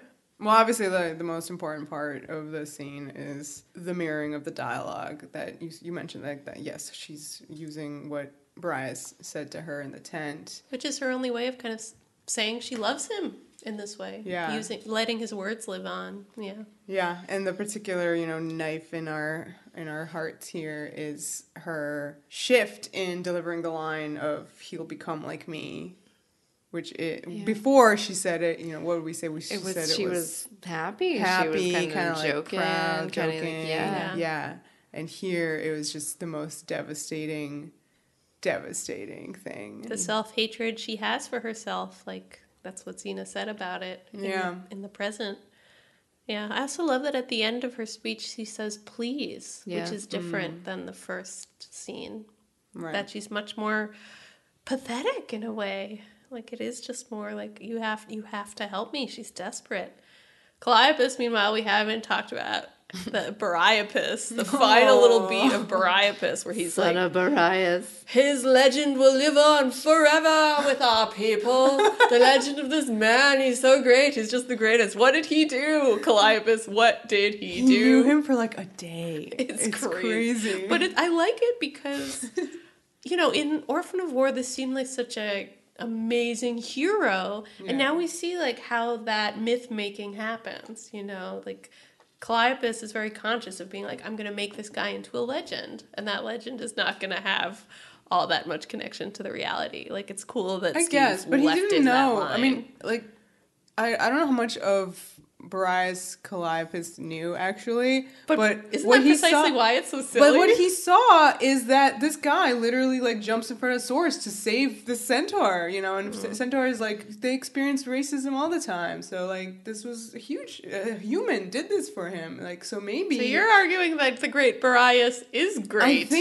I think his tiny bit of, like, what Calliope would see as selflessness in front of him translates as, this guy's great. Like, he doesn't know anything else about him. He had a beautiful singing voice, too. Apparently. All right. I don't know how you would know that. Is it on their little jaunts together in the moonlight? Oh, my goodness. So, Xena gives up her son, walks away. So it's like this walk away shot again. We had her walk away from... the catapults earlier, we had her walk away with the crucify, and now she's walking away from her son. I just love what Lucy did here. It is different than what she did in the Orphan of War. It's kind of like a overhead diagonal kind of shot, and as she walks away, she kind of grabs at her chest and on her belly. And moans. Yeah. Just moans outright. Yeah, she's not at all trying to be like the stern commander. Presumably Calliope with the baby can hear her just moaning as she walks away. Like, this is someone who's really letting their mask drop. She is not destroyer of nations in this scene anymore. And will never be that person again, maybe. I can't help but remember that I was so struck with this acting choice of hers to grab at her chest, because, I feel like what it's supposed to be is that, like, her heart or whatever. But I just can't help but think about how she just had a baby and she hasn't even nursed her son ever. And, like, her body doesn't know she gave it up, So her body is demanding this. So I thought that was such a moment where maybe, like, a detail that, like, a mother would actually totally. Yeah, for sure. And then you think the episode is over. It's true. The walkaway shot. But no, they like to put this little button on it. Instead of ending on the walking away, it goes back to the campfire. And you have a closer up shot of, Gabrielle and Xena and their heads kind of pressed together. And Xena just with that haunted expression on her face closes her eyes. And then that's the end of the episode. Ugh. Yeah. It's a grim ending. Yeah. It's not exactly inspiring. I see it every day now. But like you said, Vera, that just the irony of the fact that Solon dies. She goes through this horrible pain of giving him up, and that is going to lead to his death eventually. Like, it's the promise of this child that's what seemed to turn Boreas' life around, and the child dies. Like, this whole great destiny that, like, Boreas had planned, which is that they'd go off and be a family. That was a prophecy that was not fulfilled. Like, so many blasted futures in this episode. Borias died in Xena's past, and there was nothing she could do about it. Is Gabs gonna die in her future? Oh boy. Dun, dun, dun. Stay tuned. Stay tuned. Well, I just wanted to say that, like, all of the stuff that we saw Alti, put all these curses on them and, like, predicted all this stuff. I mean, like, that happened. That's true. That is the one thing where she really got it exactly right. She said that she made those things happen. He'll never know the love of his parents, except he sort of did, but it just was not. It wasn't a happy life. Yeah, but I mean, he never really did, though. And Borias never got to name his son. He definitely did not. Yeah. Little Borias Jr. was never to be. Good luck to Gabs in the future there. Yeah, I feel like part of Xena's haunted look there is thinking about that, the pain of the past and the pain that seems to be awaiting her future. Like, that just sucks. Woo! Woo! Well, fun. Pretty good one. The feel-good hit of the year.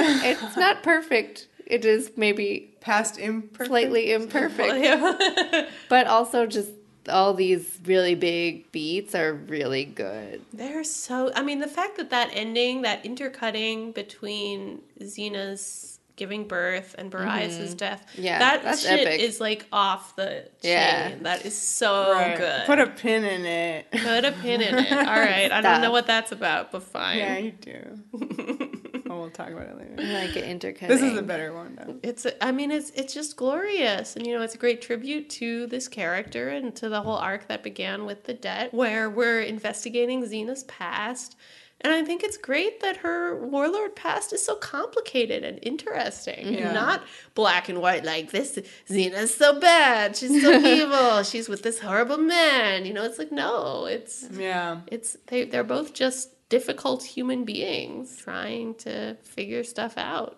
She's an extraordinarily complex character, and that's what sets the show apart. Oh my God. It really does. Yeah, I mean, it feels like any great story where the more you hear about Xena, the more there is to know about her. Like, you feel like you've never quite got her figured out. Like, I love that you can watch this whole episode and be like, wow, like, I'm thinking about Borias and Xena, like, in a new light. Like, I'm beginning to wonder if this was a great relationship after all, or is it a terrible relationship? Like, it leaves you still asking yourself those questions, and I think that's great. Any other thoughts about this episode? No. I guess I really liked it. I was just going to say, I wish Satrina was better. I just thought this episode had such drama. It was just waiting for a great actress to really come along and just do something with it. Don't you think, Xena? Oh my goodness. Oh my God. Satrina's the best. I will miss Satrina. Yeah. She's good. Oh, goodness. Yeah, all right. I don't know if I will. I'm so glad she did not come back. It's a cool idea for a character, but the execution was flimsy. All right. Let's say where you can follow us on all the stuff. So definitely you're going to want to go and check out patreon.com/Xena Warrior Podcast, because we got our Lucy Ellis IMDb experience over there. And if you're an Amazon Queen or above, you can go and hear the second episode, in which we were talking about Lucy on Hercules and the Hercules TV movie, not as Xena, but as Lycia, the what is her name? Amazon fucker. Yeah, Lycia. Sorry, Lila, the centaur fucker. Yeah, so that sounds good, and you really like centaurs. Go check out Patreon. We can go to our website, xenawarriorpodcast.com, and we are available wherever fine podcasts are listened to. So go check us out on all those places. But Apple Podcasts, if you are so inclined, the place to rate and leave reviews, because it helps us over there, helps people find the podcast, and makes us all happy and warm inside when you leave your amazing reviews. So thank you for that. We're on Twitter at Xena Warrior Pod, Facebook and Tumblr, Xena Warrior Podcast. The power. The passion. The podcast!